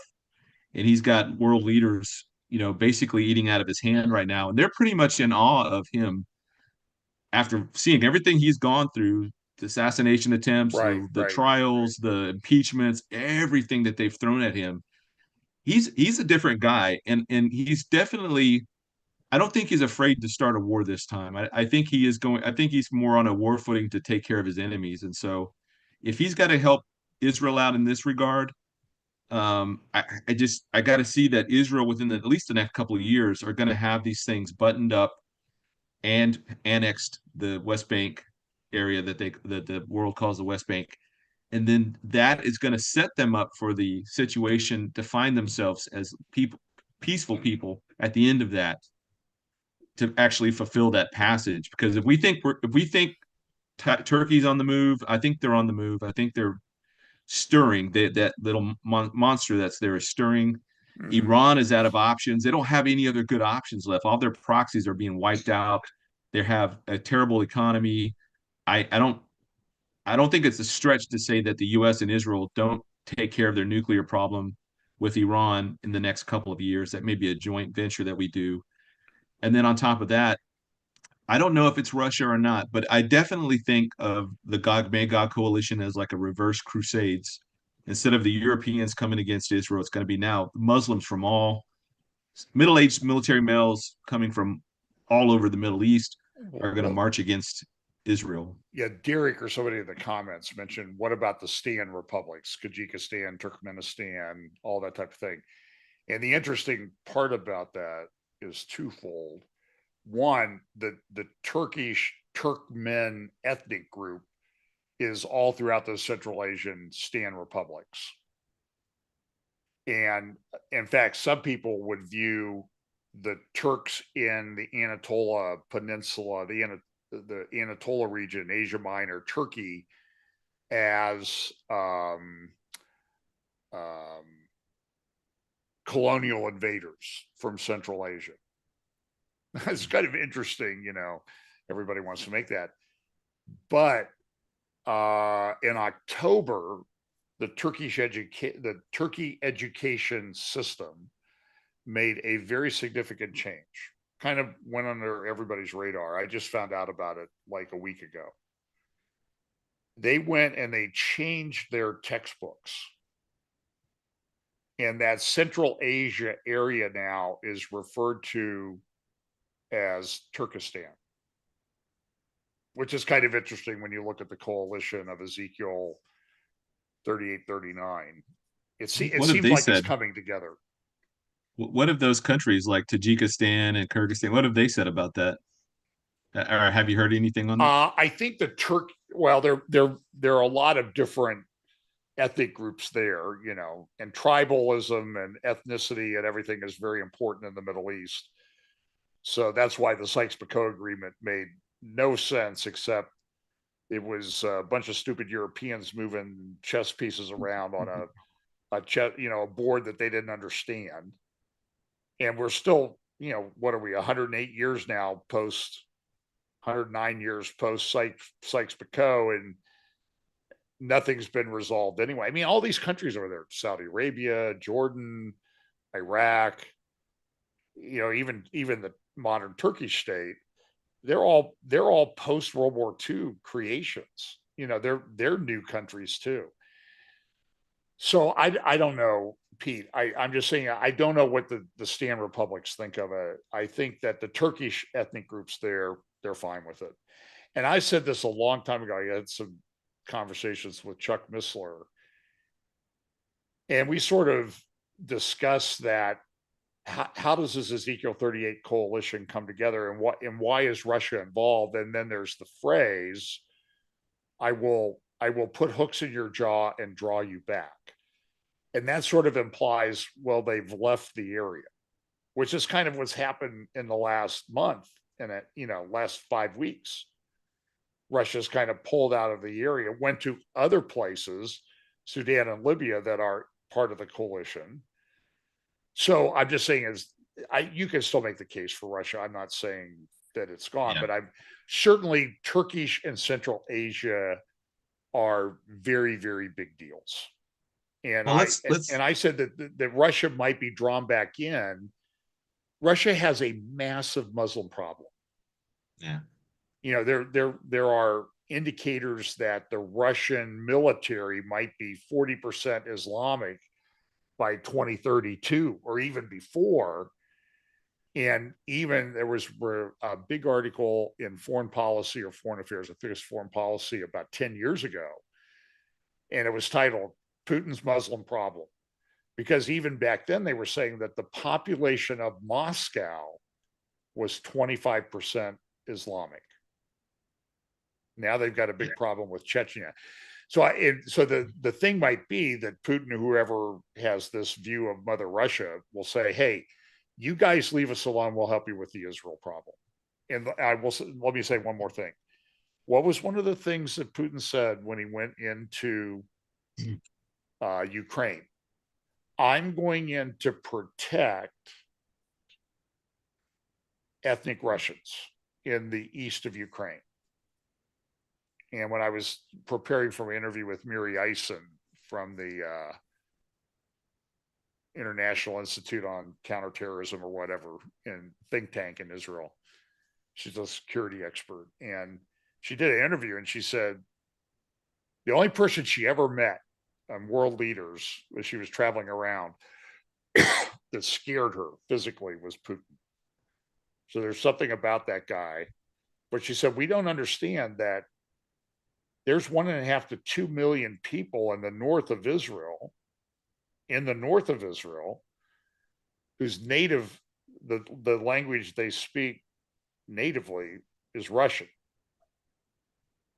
Now, is Putin's concern with ethnic Russian, is that one of the hooks that draws him in? Because he's concerned about how they're going. I don't know. I'm just telling you, that guy's crazy. And he might do something about it. So it's just very interesting, like all these little pieces coming together. We should expect to see the conclusion to the Ukraine conflict with Russia, or Russia with Ukraine here. I would expect it to come to some kind of an agreement, ceasefire, peace deal, whatever, um, between now and May. I think that Putin is bled his soldiers dry, his resources. It's been very bad for him. It did not go as good as he thought it would, and maybe it's because he's been holding back. I don't know. I don't know all the reasons, but I think once he gets rid of that conflict, if he's allowed to keep the Luhansk and Donetsk and Crimea, if he's allowed to keep all that, he can call that a win, and he can reconstitute. And now that's where I think it's going to free him up to focus on expanding Russian influence across the Middle East and in the Mediterranean. But think about this too. I think in 2025 we may see some notable deaths. We don't know if, obviously anybody could die at any time, but let's think about this from a world leader perspective. If Putin dies, the next guy that would most likely take over is be Medvedev, right? Would be my Medvedev, yeah. assumption. He's just as dangerous as Putin is. And if Xi Jinping dies, the guy's not a spring chicken anymore, He's and in he his seems like 70s. Yeah. he's had some health issues. And actually, Gordon Chang and others have thought, earlier. I think I texted you a long time ago about this. Like, look, nobody's seen him in like 2 weeks. Is he dead? What happened to him? Yeah. So the conspiracies go around on that. So, but if he dies, let's just say hypothetically, if Xi Jinping dies, then there'd probably be a power struggle because Xi Jinping has been very successful in removing any up and coming possible threats to his seat. So they're going to have to dig way down deep to find somebody to replace him. That may lessen the threat against Taiwan. It also may weaken even further or erode even further the relationship between China and Russia. But I think with Ukraine coming to its end, I think Russia will then have the ability to find more interesting non-violent ways to express and to expand their influence. So that may include Libya and other places where they can go in and try and stabilize. They're going to say they're going on peacekeeping missions, etc.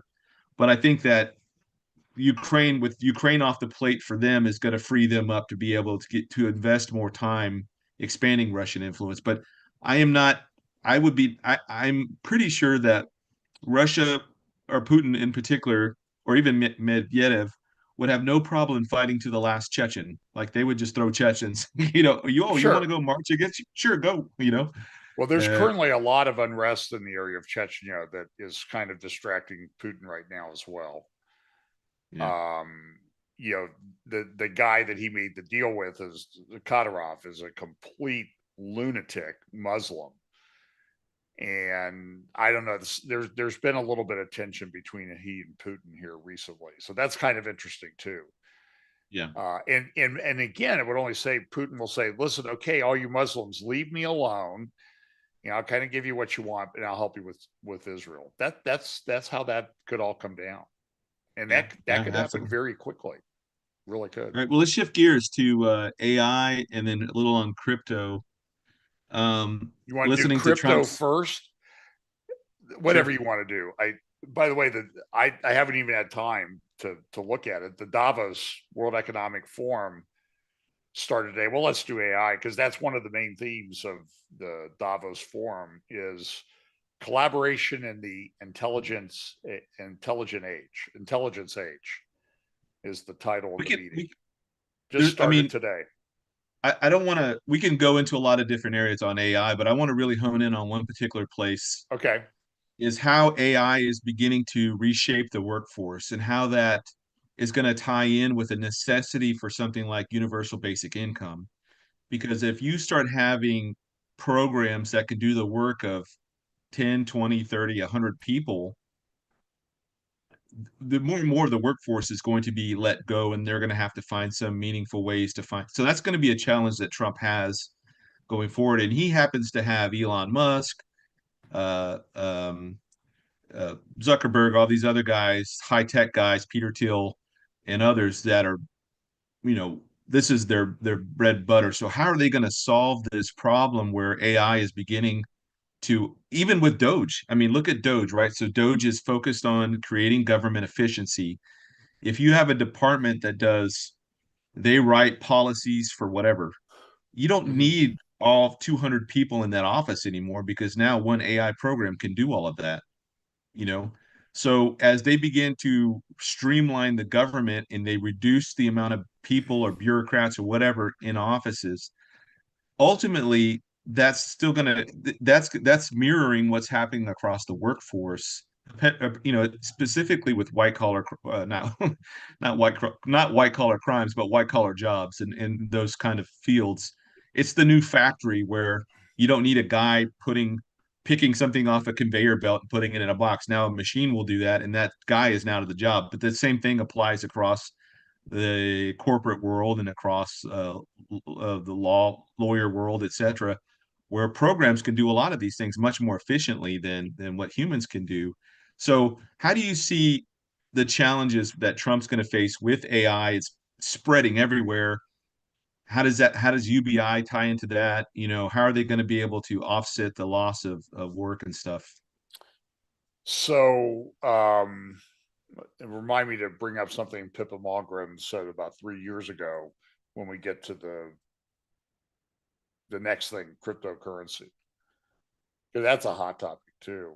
Um, and we'll talk about that at our next technology roundtable on February the 12th at 7 p.m. And you'll be joining us for this one. Mm-hmm. So I'll just give you my personal experience. So I'm effectively a retired lawyer, but I still get stuff about AI.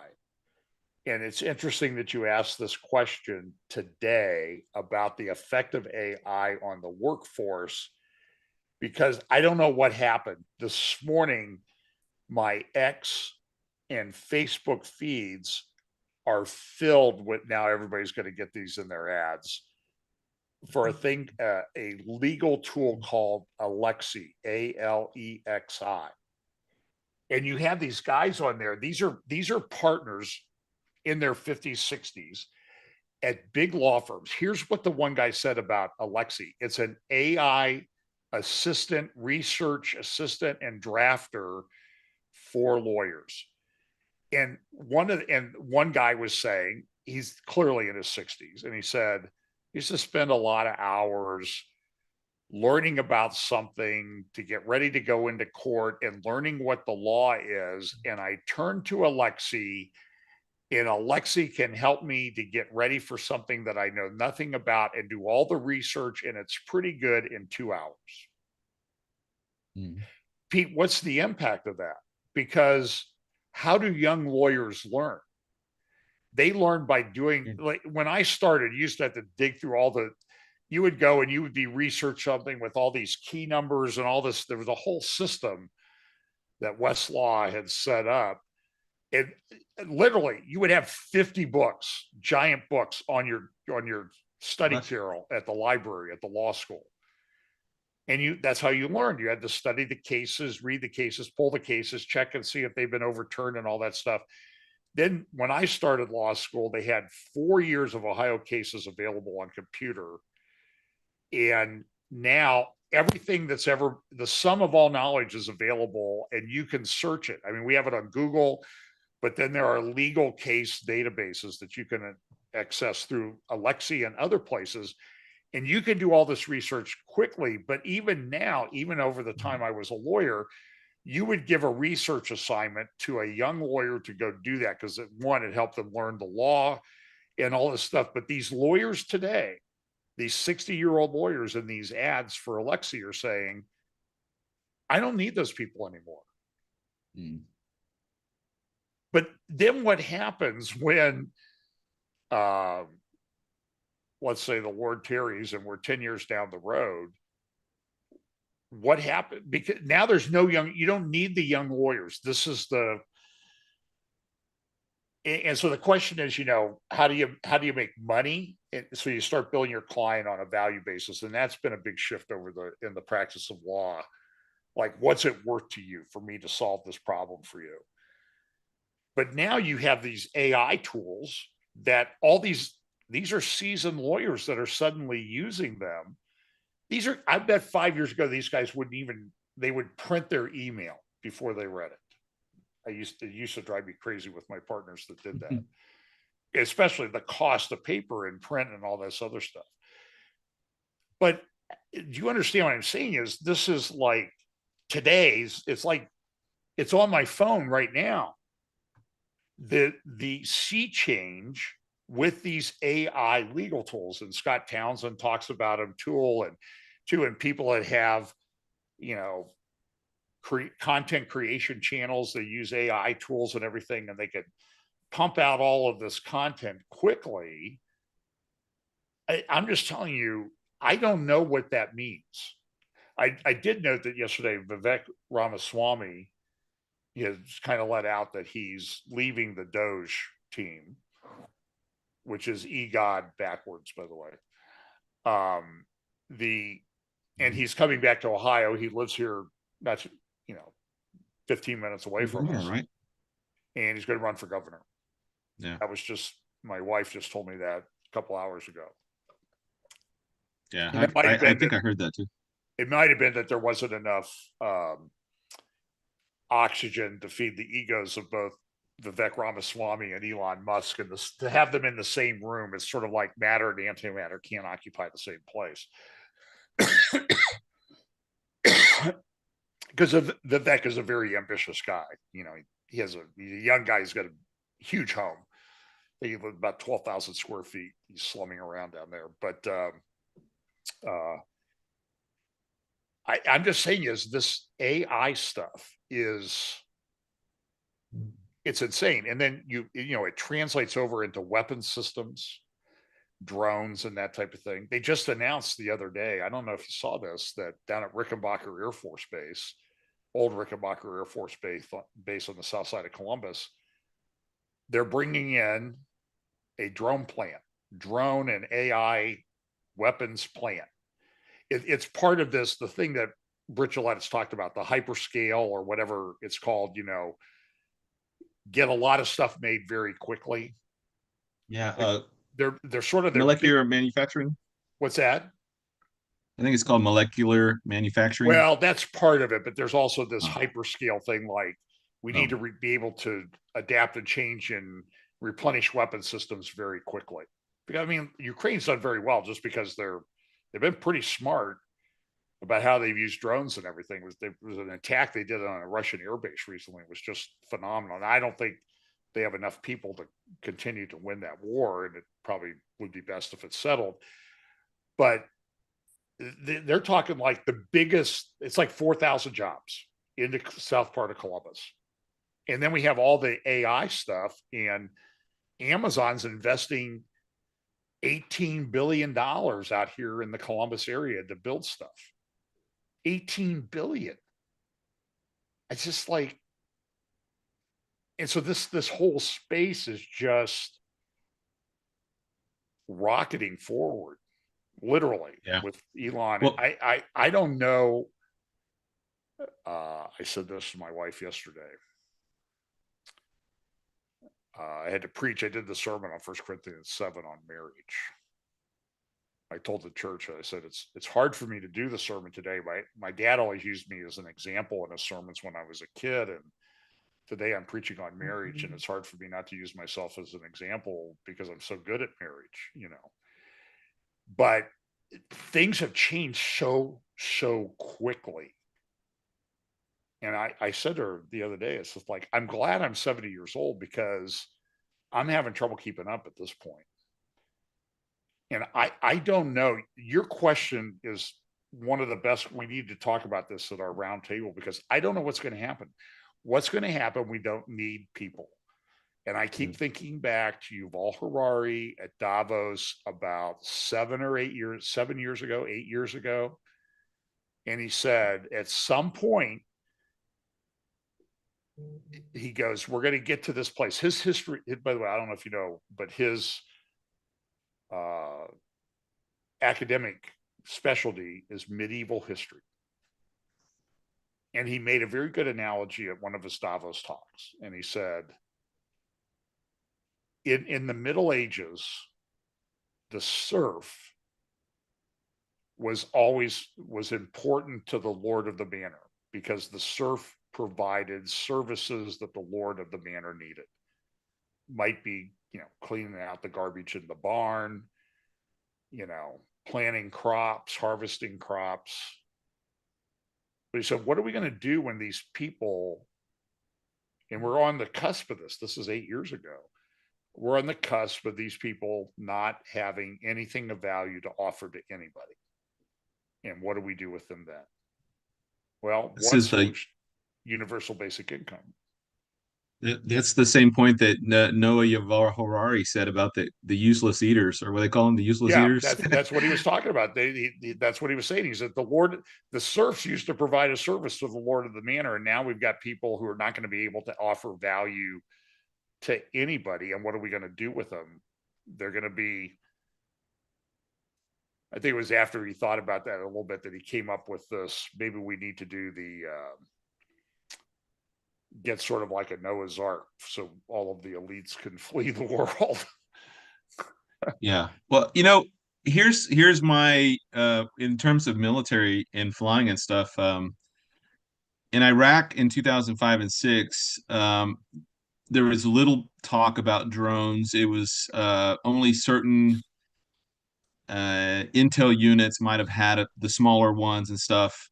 Not the smaller ones, the big ones. And then in 2008, when I was in Afghanistan, we actually had, by 2006 to 2008, we went from not really talking about it at all to now we have a company that comes in, and they are not a like an army company, like a strike force or whatever, a team that came in, and they were just predators. So these are those big winged things that fly at altitude and mostly do surveillance and stuff. Um, and then in 2013, again in Afghanistan, but now southern Afghanistan, it was integrated into what we call MUM-T, manned unmanned teaming. So you'd have a predator in paired up with a some kind of a drone, predator drone or shadow strike, whatever. Right. And now you have a manned guy flying an Apache helicopter, lasing a target, and then the predator comes in and strikes it right from wherever that place is. Now, when I was going into the airlines, there was a huge shortage on pilots because so many pilots had retired.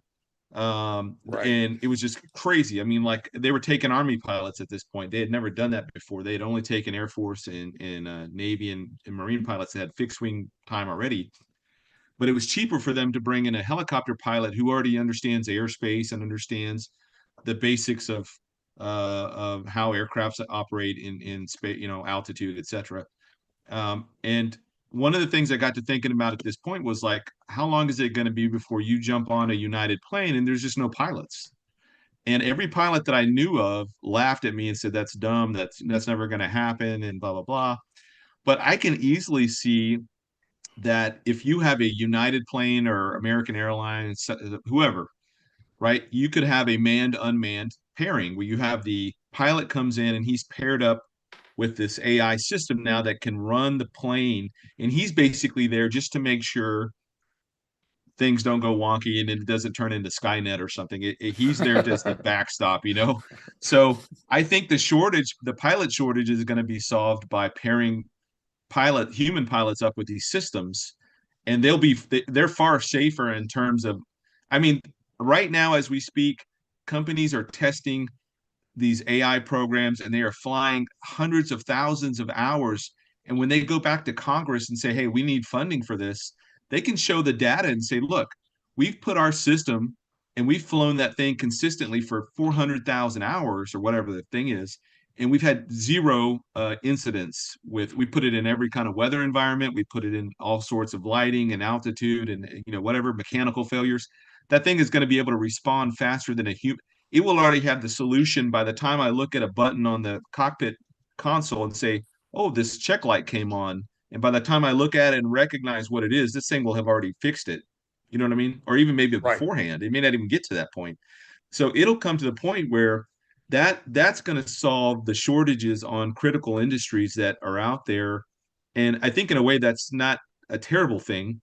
You still want a human in the cockpit because you want somebody that ultimately is another human that has a vested interest in keeping himself alive and not crashing it into the ground because it's the most efficient route to get to a point A, point A. AI thinks through things and sometimes it's not very logical.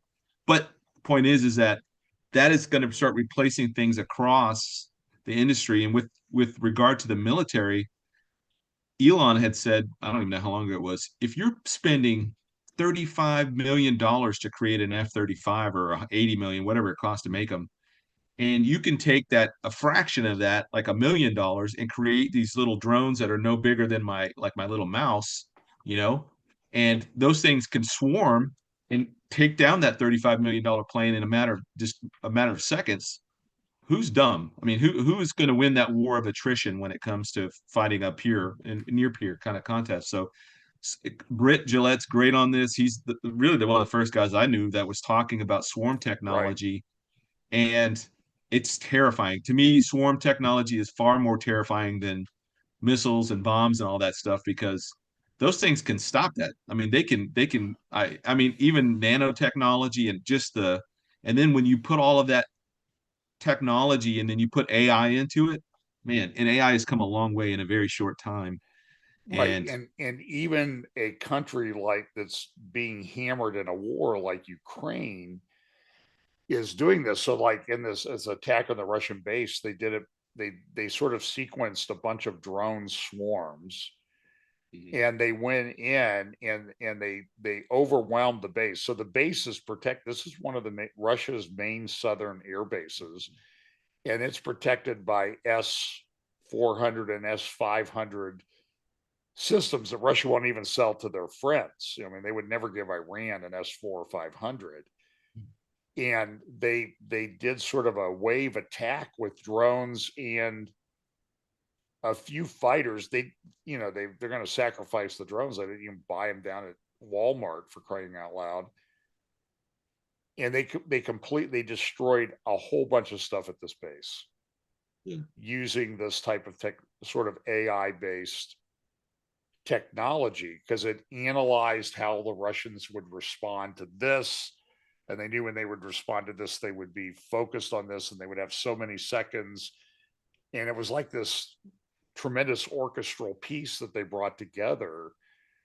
And so this war is really changing the face of warfare. And you're right.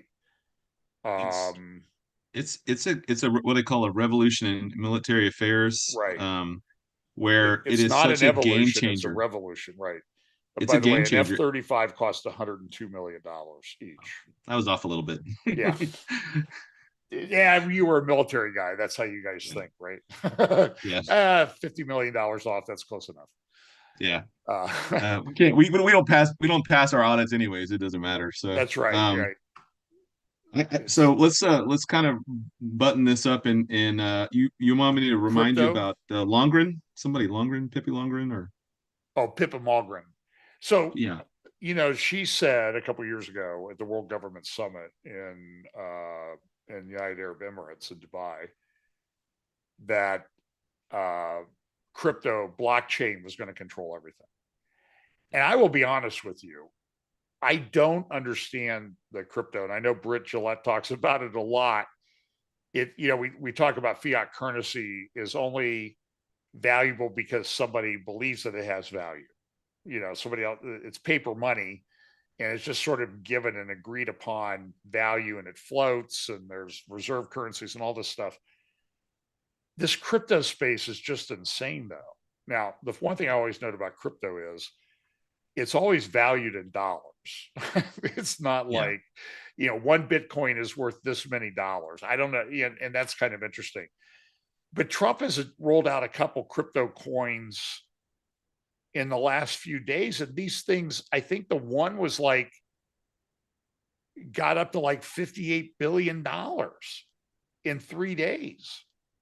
Where's all this money coming from? You know? yeah. And it's That's like, but I'm like, and so Pippa Malmgren said, well, we need to have something with blockchain. We need a digital bill of rights. And who's seen the digital bill of rights that she talked about? She's a smart lady. But I, man, this is just like, this is insane. So yeah. you see the There's tokenization of everything, and it's just, I don't know. Yeah, I don't understand NFTs. Like I don't get that. I don't even understand that. But like I think one of the things that Trump said in his speech today was creating the External Revenue Service. And I'm all on board with like the premise Yeah, behind that. I think that one of the ways that the world's going to be able to get around all this is when they begin to move into the central bank digital currencies. And even if the United States says, no, we are not creating a central bank digital currency that's going to replace the dollar, if the whole world moves on without us, we're going to have to convert things into that to be able to either make money off of the world or take back and get receive payment from them. And so one way or another, everybody is going to move in that direction because ultimately that's, and I think that coincides with a number of prophetic things, but one of the things in particular is that this statement today I think is going to accelerate the world moving into cryptocurrency, and I think or to the central bank digital currency. And it won't be based on dollars. Maybe it's based on a variety or a basket of commodities like gold and oil together, or gold and diamonds, or whatever the right. case is. It'll be tangible things tied to these central bank digital currencies to solidify its value. But I don't think there's any way to escape that. There's no more way to escape that than it is to escape AI. AI, that genie's out of the bottle at this point. Same thing with central bank digital currencies and the dollar, the yen, the won, the pound, all that stuff. This stuff is it's all going to become digitalized, and it may retain the name, but it's not going to be something you hold in your hand anymore. It's something that's going to appear in your phone or your laptop or whatever. And that to me is paving the way Oh, to the mark of the beast, and that they'll have to find some way to tie that currency with the user. And just like the guy, I can't remember his name, he was on the Sean Ryan program a while back. He was the president of the World Bank, and he said that he talked about the bearer bonds, but the bearer bonds, the term bearer means whoever is holding that on your body, right? Taking that concept of you own that thing because you physically possess it. Like what is it? Possession is 9/10 of the law or something. When you put that technology onto your body, and it may come in the form of uh, an RFID tag, it may come in the form of some kind of near field technology, tattooed, whatever. They're not going to come out and say, hey, this is the mark of the beast. It may come out as some other kind of technology that people begin to put on them.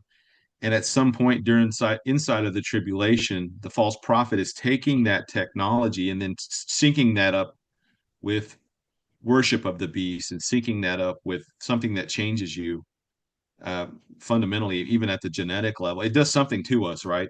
And that's where that once you take that, and that's a whole slippery slope that is terrifying to think about. But we can see it happening right now. We can.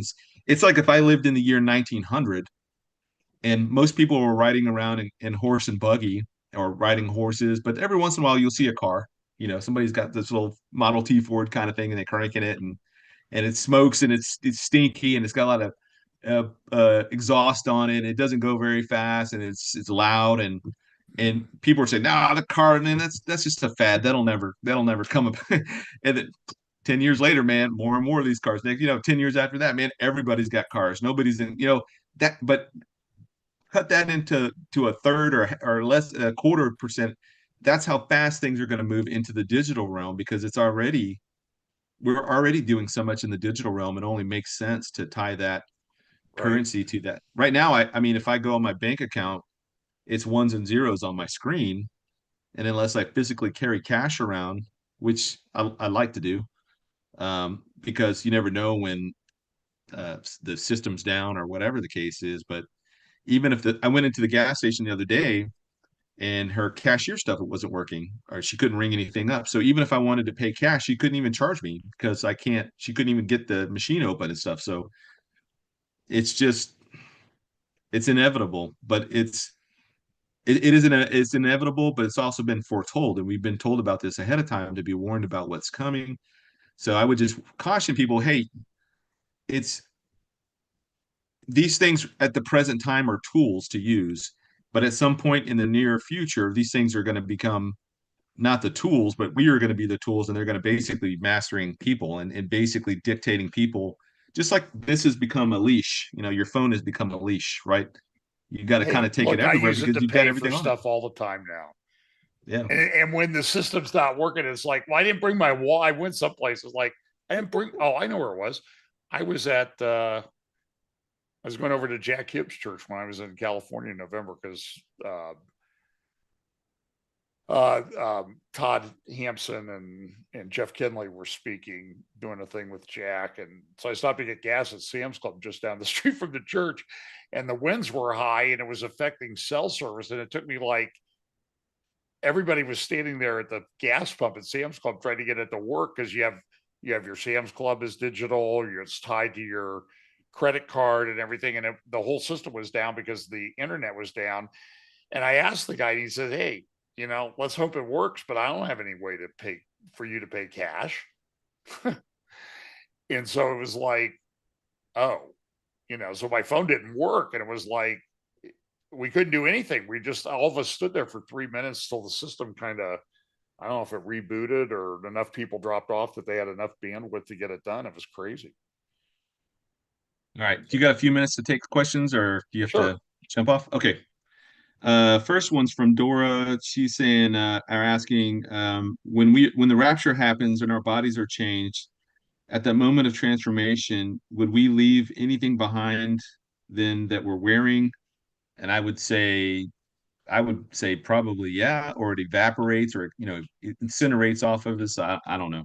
I don't think we're gonna wear what we're wearing like today. I would be showing up in heaven with a V-neck, blue Well, V-neck on or anything. do you ever remember the thing that Ed Hindson used to say about that? He had a great like little thing that he would use in some of his messages. It goes, yeah, it's reported that at the rapture, you get raptured, your clothes fall off, and all is left behind, and you get a robe of righteousness, hopefully very, very quickly, and then he said, yeah, look at that pile over there. Look at all those artificial joints. And that was grandma. None of her was real. So I Yeah. have 4 artificial joints. So there might be a big pile of metal of me left behind. Did he? I won't need it when I get to the other place anyway. Ed, yeah, I love that guy. He always used to start off his sayings. He tells a little bit about his life story, and he goes, yeah, and he talks about all of his education, and he's like, yeah, I'm a doctor, I have doctorates, this, master's, thesis, he goes, but I was raised by truckers, so I sound like a trucker. Just thought it was always funny. He actually went when I was in college. He was working on his PhD at the seminary that was associated with the college that I went to. So Here's my mom has a question. Can Trump cancel the pardon since he's senile? No, or not in charge? I No. that would be the presidential pardon power resides with the president. I suppose that it could be litigated, but I'm just telling you that knowing the way courts work, the courts are going to say no. You don't have standing to challenge it.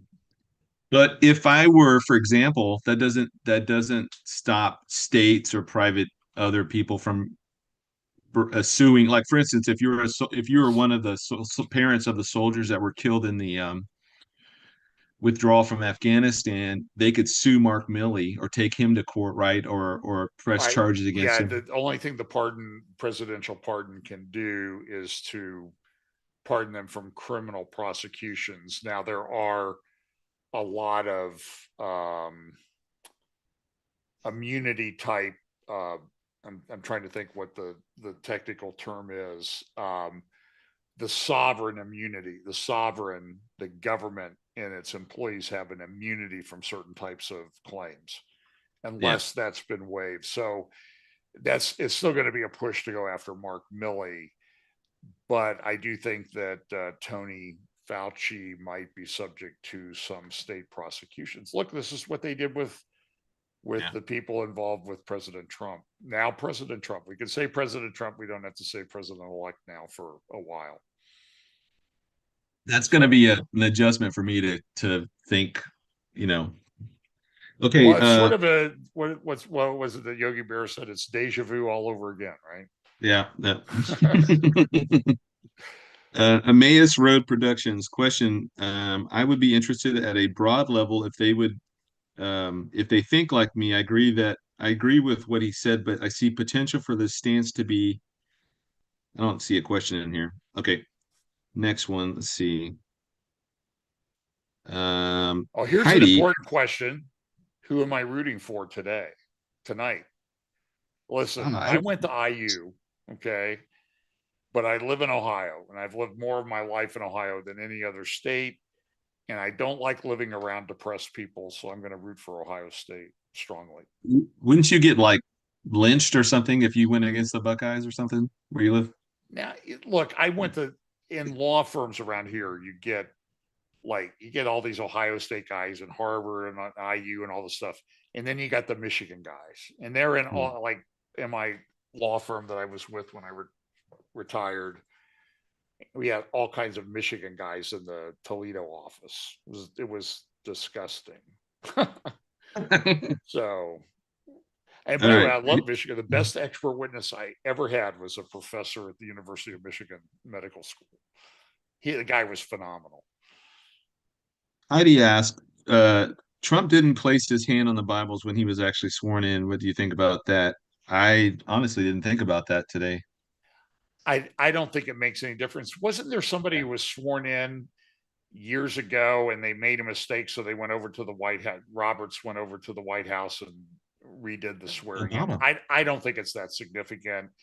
Yeah. I think maybe they just forgot. I'm sure there's going to be all kinds of theories all over my Facebook page about how he's not a valid president and he did this to send a message. And I'm sure I can see my Facebook feed filled with that. Personally, I just don't think it's that significant. Yeah. All right. This is from Randy. Question: what do you think is behind the renaming of Gulf of Mexico? Curious, at least, is the agenda tie into Panama Canal Treaty? Well, first of all, the U.S. has more coastline along the Gulf of Mexico than Mexico does.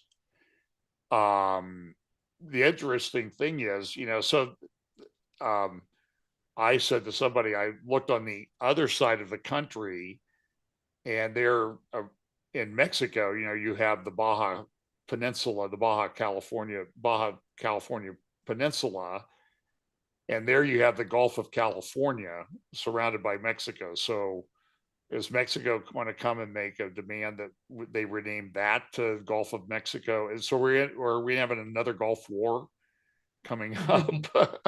I don't know. I just think it's interesting, and sometimes I don't know.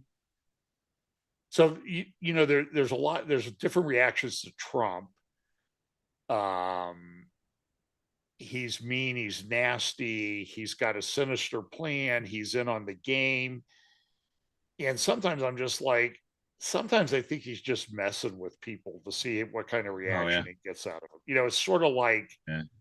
the mind games that would go on at um world, like at the mixed MMA fighting or world UFC. wrestling. Yeah, the world wrestling whatever, of which now Linda McMahon is going to be in the cabinet again. So the former CEO of World Wrestling is now in the Trump cabinet again. So I heard that because Biden had put all these no drilling or whatever in the Gulf of Mexico, that if he simply changed the name, then it null and voids all of that. But he could also probably rescind all that with an executive order anyway. So I would just I mean, I'm looking here as we're talking. I've been kind of looking to see if there's anything coming about J6. If there, any list of the executive orders overturning Biden's executive orders. There are going to be a couple hundred over the next yeah. probably 24 hours. But the thing is, I don't think the mainstream media is going to report on them. You know what I mean? Yeah. So, Uh, D- Donegal asked question, what's the real purpose for wanting to go to Mars? sometimes Elon's a pretty smart guy, and sometimes I think it's sort of like if you look at his eyes closely when he talks about AI and intelligence and Neuralink and all that stuff. It's almost like you can see his mind working, and in his mind he's saying, "Okay, as soon as this is over, I got to call the SpaceX guys and find out how soon my rocket to Mars is, so I can get out of here." I actually think he's thinking that sometimes, but I, look, Mars is the closest planet. The other thing though is, with all the stuff in technology about what we've learned, I think Mondo Gonzalez does a pretty good job on this. The size and scope of the universe is so incredibly vast. We're on this little tiny speck. I just, it's hard to get my head. And so it's like my whole life, people have been trying to get to Mars, but that's not even close to anything else, and it's going to take Mhm. a couple of years. The size of this thing is so vast, it's unbelievable. One of the things I think is fascinating about the whole Mars thing is that, or even setting colonies or colonizing the moon, is that when you read through Revelation and you get all of I'm talking about everything inside of the 70th week, not, anything else, but the Jesus and or God or when the message to the people that are on the earth, they're always called the earth dwellers or those that are, behind left behind on the earth, etc. If we were to actually be able to actually colonize Mars, I think that would go beyond the scope of what Revelation would mean. You know what I mean? Because if the judgments only impacted those on the earth, well, and you live on Mars, well, hey, I'm not on Earth. You're talking these judgments are applying to people on Earth.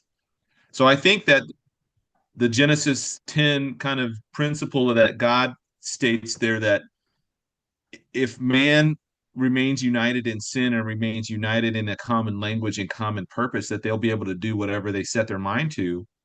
I'm of the mind that going to Mars or colonizing the moon exceeds that which is what the Bible lays out. So I don't know. What are your thoughts? Yeah, I mean, look, I think that that was sort of like what led to the judgment at the Tower of Babel. Was man like, okay, we're now we the God says what's going to be beyond their scope of what they think they can do. They think that they can be as God. And so God had to intervene, and I think we're really trying to get into this realm of uh, possibility, of this realm of things that we probably should be messing around in. But that goes into a lot of these medical treatments and that type of thing as well. Yeah. Yeah. We're definitely pushing the boundaries on a lot of things. Hammer Time asks, do you think we will see the mass illegal alien roundups in our cities? Yeah, I do. I do too. Yeah, I don't think they're joking around about that. I think Tom Homan the other day said, listen, save us the trouble. If we get you, you're barred for 20 years from coming back. There's like a ban on you. And so self deport, and you might be able to get back sooner the right way. That's And kind of not an not interesting statement. not just sending these people back, they're going to do the full biometrics on them, and then that stuff, the biometric is going to be in place in the border, and they're just going to look at your face, and they're going to look at, and as soon as the camera gets your face, it's with the AI, they're going to be able to automatically say, "Yep, you can't come back in," or if they arrest you the second time, they've caught you, they've already got your. We did all that. We did all the wargaming, and we did all the rough draft stuff on that. We did that in Iraq for years and years and years. In Afghanistan, we did biometrics on everybody, and that's where we perfected it, which is now we're going to see that implemented. Well, we already have it at the airports and stuff, but like this Well, is going to be have implemented you at flown the border. lately? I mean, Uh, now it's like you don't have a choice now. You walk up and they take a picture of you. yeah, And they yeah. say they delete it. It's somehow I don't believe that. And I was in Scotland in 2023 and I was going to play golf the next day. So I needed some water and some energy bars. So I went to a big store. It's called Asda. It's like a Walmart or Meyer. And so I go in and I go up to pay and I pull out my American Express and it takes my picture. The thing takes my picture. It's a self checkout and it says you need to get approved. So the guy comes over and approves it. I get out to the car and I remember I'm an old guy. This is God always. I always say that old people drop stuff and have to bend over and pick it up, so they get stretching exercise built into their life, and then you forget things and you got to go back and forth. So that's how you get in some of your steps that you need each day. So I go back in to get the water that I stopped to buy in the first place, and I walk up to the thing, Pete. I'm walking. There have been people go through that checkout. I watched. I walk up and my picture pops up on the screen, the one that it had taken just 5 minutes before. So I'm in the system now. And by the way, in the UK yesterday, we're having like a demonstration and stuff like this, and the cops were saying, "Hey, take your scarf off so we can get your picture and identify you." So and we're all been trained with our little phones, you know, facial recognition. So it's here. Okay, I have a bunch of questions. I'm going to try and go through them quickly Sure. because I've got 100 kids. Um, okay, so Tego Dai asked a question. Given the extent of challenges and corruption, chaos in the U.S., do you think this could turn Trump into an authoritarian dictatorial president? I personally don't. I think he's going to be following the law, and we've been not following the law for so long that actually following the law may feel a little draconian. So I don't know. Well, it is How's- also, it's not only is he getting a second term as president, he's getting a second round of everybody speculating that he's the Antichrist. So I don't think he is, but I don't either. But listen, in this day and age, I'm not putting it past anybody. yeah, I'm pretty sure I'm not. I, I'm pretty I'm sure I'm pretty you're. sure I'm not. But sometimes I wonder about you. Uh, okay, lightning round. Question from Pharaoh Harold. Do you think you see Turkey pull out of NATO? I I don't know. Right now in NATO, the second largest military is Turkey, next behind the United States. I don't know. I'm just telling you, at some point somebody's got to do something because Turkey has designs on Jerusalem. I mean, Erdogan's all involved in funding things in East Jerusalem, and he wants it. You go talk to people in the old city, and they will tell you there's Turkish stuff, money all over the place here, and Turkish tourists and all that stuff. And then they had that rally, a couple 2 weeks ago, 3 weeks ago. Watch Turkey. I I think they do. I think they pull out. Okay, Emmaus Rhoda asked the question. Scholars are divided over Ezekiel 38, 39. What are your current thinking? We did talk about Ezekiel 38, 39 pretty extensively earlier. So I think we're just seeing it's ramping up, in my opinion. Things are ramping up. But okay. Question, let's see. Beverly Young question. Pete, will you comment on Generation 2434 Tyler's show on UFOs yesterday? I don't know if you watched that disclosure thing that came No. out with News Nation. Yeah, check it out. It's a guy that's a pilot, helicopter pilot that was physically, he's the guy that flying the plane, helicopters, physically going out and retrieving these UFOs. And before he even gets to it, he starts feeling this like weird feeling over him. And anyways, he kind of alludes to the fact that he was possessed by this feeling of this feminine feeling of, it was super weird, but I think Tyler said it all. I think it was spot on what he was talking about, that this is part and parcel of the deception that's coming. So I'll do the political thing. I choose not to comment. I don't know. I don't know on that. There's enough deception in the world to go around without the alien thing. Nancy asked, will the External Revenue Service replace the IRS? I don't know. I think they should do away with the IRS today. Like that should be one of his Congress's first thing is like, hey, let's get rid of the IRS. Well, it's certainly been weaponized against us, that's for sure. And it would certainly cut down on the bureaucracy and the level of money we just throw at everybody if they don't have money to throw at people. Well, maybe we should start a crypto thing, like a crypto contest. Which happens first? The IRS is abolished, or houses get built in the Palisades? Which happens first? Or they finished the road construction in San Antonio or in Texas there. They've been working on 1604 for, or one of the highway systems there. They've been working, somebody came out of the news article that they've been working on this highway for 64 years straight. That would be like there's a part of Interstate 70 just east of Indianapolis that's the same way. Like whenever you drive over there and there's no orange barrels there, it's like, oh, did the rapture happen? Because it's been under. I mean, we lived there. I went to law school in Indianapolis, and that was about 50 years ago, and it's like Still it was working under construction then. We have a big thing in Columbus, real quick. They call it Malfunction Junction downtown, and they're redoing it. And they've been working on it for 15 years. And I saw recently, it's like, yeah, they hope to be done in 10 years. It's like, that's not even in my life. I mean, we're getting to the age where that's not even maybe in our lifetime that it's going to be done. So I don't know. I agree with you. Okay, Patrick Hart asked, I hear idolatry began in Babylon, the birthplace of false religion, but since Egypt predates Nimrod, was Egypt not idolatrous at one point? Where did idolatry arise first?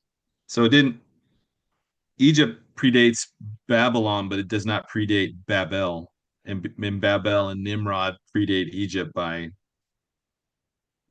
I don't know. I think as people spread throughout the world, everything that was in Babylon went out into the world. Yep. And Babel. I agree. Babel, yeah, or Babel. Jill Masada questions, CMU forgot the snake poem Trump spewed at several rallies. It was creepy. He's a snake. I don't even know anything about the snake poem. The what? A snake poem? Okay, I'm not familiar with that. Yeah, plead the fifth. I don't know.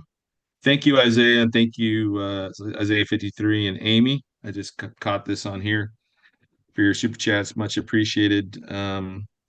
Kylie Baldwin asked, question, in your speculation, do you think it will be day or night in Israel when the rapture happens?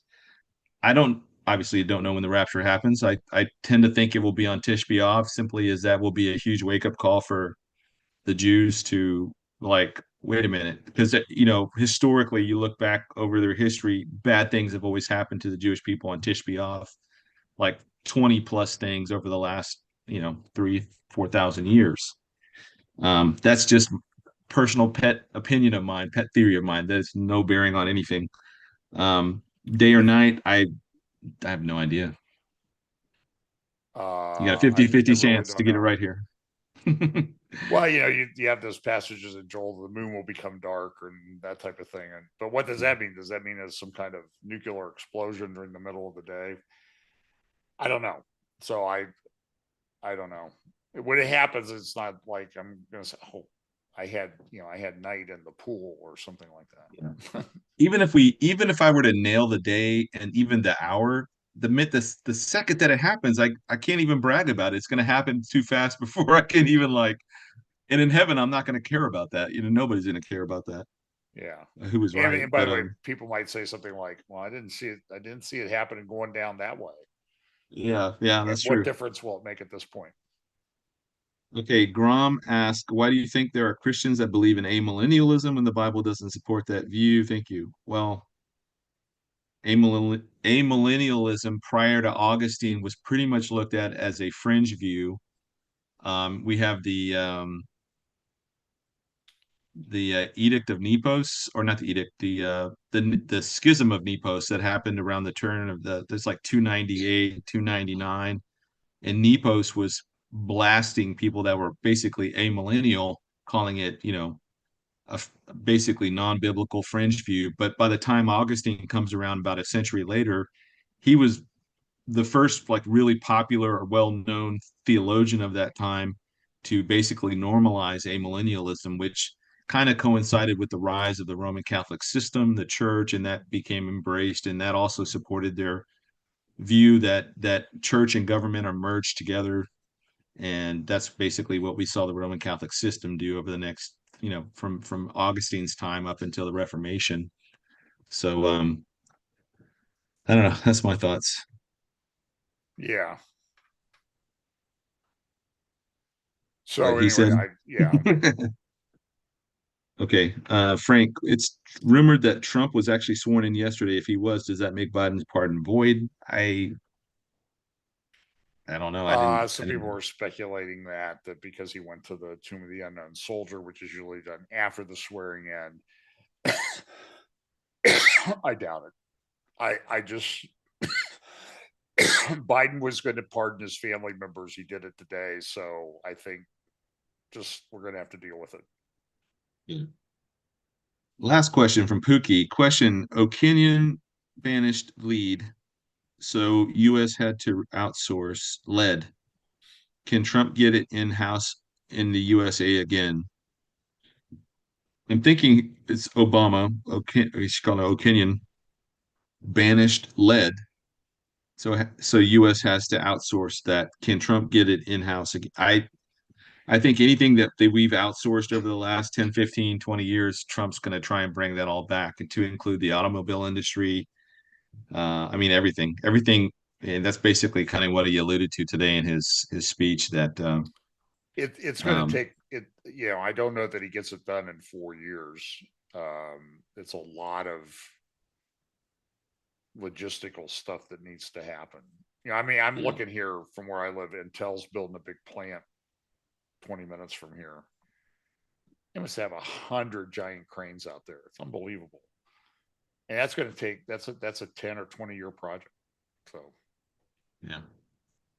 Well, hey, that's it. Thank you guys for the questions. Thank you, John, for joining me today thanks, and Pete. for um, being on here. It's always great to have you on. You're one of the brilliant minds of our age, and I always love. No, I'm not being hyperbolous or flattering. I really do. I think you're that level of smart I and need to turn this into a short and send it to my wife.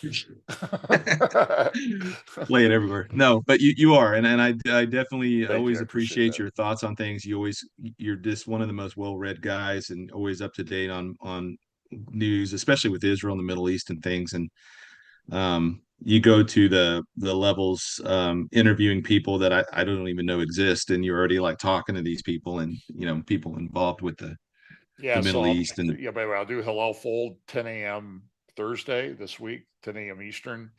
And then Pete will be joining me, Scott Townsend, Brit Gillette, and Patrick Wood on yeah, February 12th at 7 p.m. Eastern for the next Technology Prophecy Roundtable. And I'm trying to set up some others like on Israel and anti-Semitism and that type of thing, because we've got some big problems yeah, with yeah.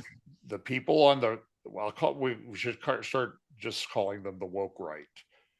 And the anti-Israel stuff is just unbelievable that I'm seeing. I mean, my feed on X is just full of this stuff. So me and it's unbelievable. me and Lee Brainerd, I don't know, this was months and months ago, talked about some of the issues that we saw from a premillennial perspective people that are watching prophecy and stuff.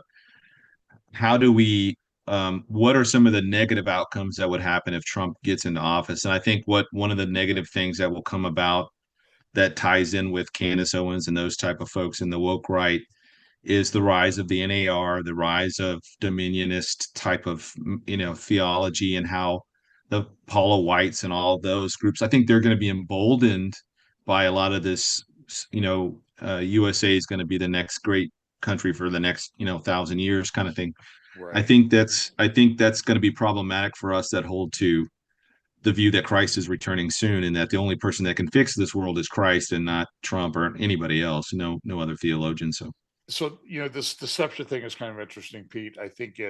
I sort of am subscribing to the horseshoe theory that the, the extreme lefts and extreme right of the world, I think these are the ones we should be concerned about and warned about, but it's going to come from both directions. And at some point that extremism, kind of bends and they kind of meet together, and it's kind of, they get hard to distinguish at some point. So that's why there's an argument, was Hitler part of the left or part of the right? And I think the simple thing to say is it doesn't really make that much difference because he was just way off, and they're all way off.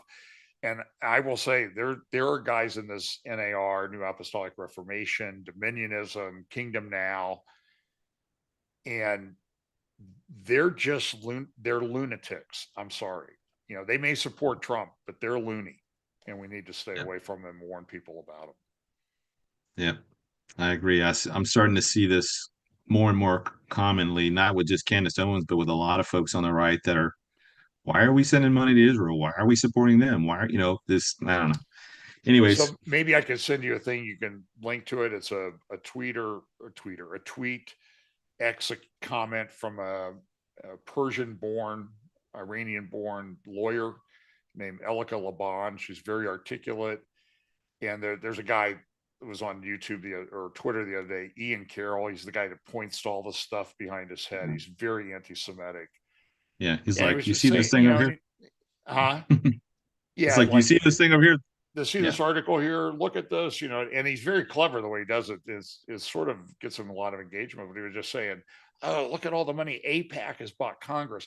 But when you look at the money spent by APAC on lobbying, it's like 0.5% of all the lobbying money spent in the country.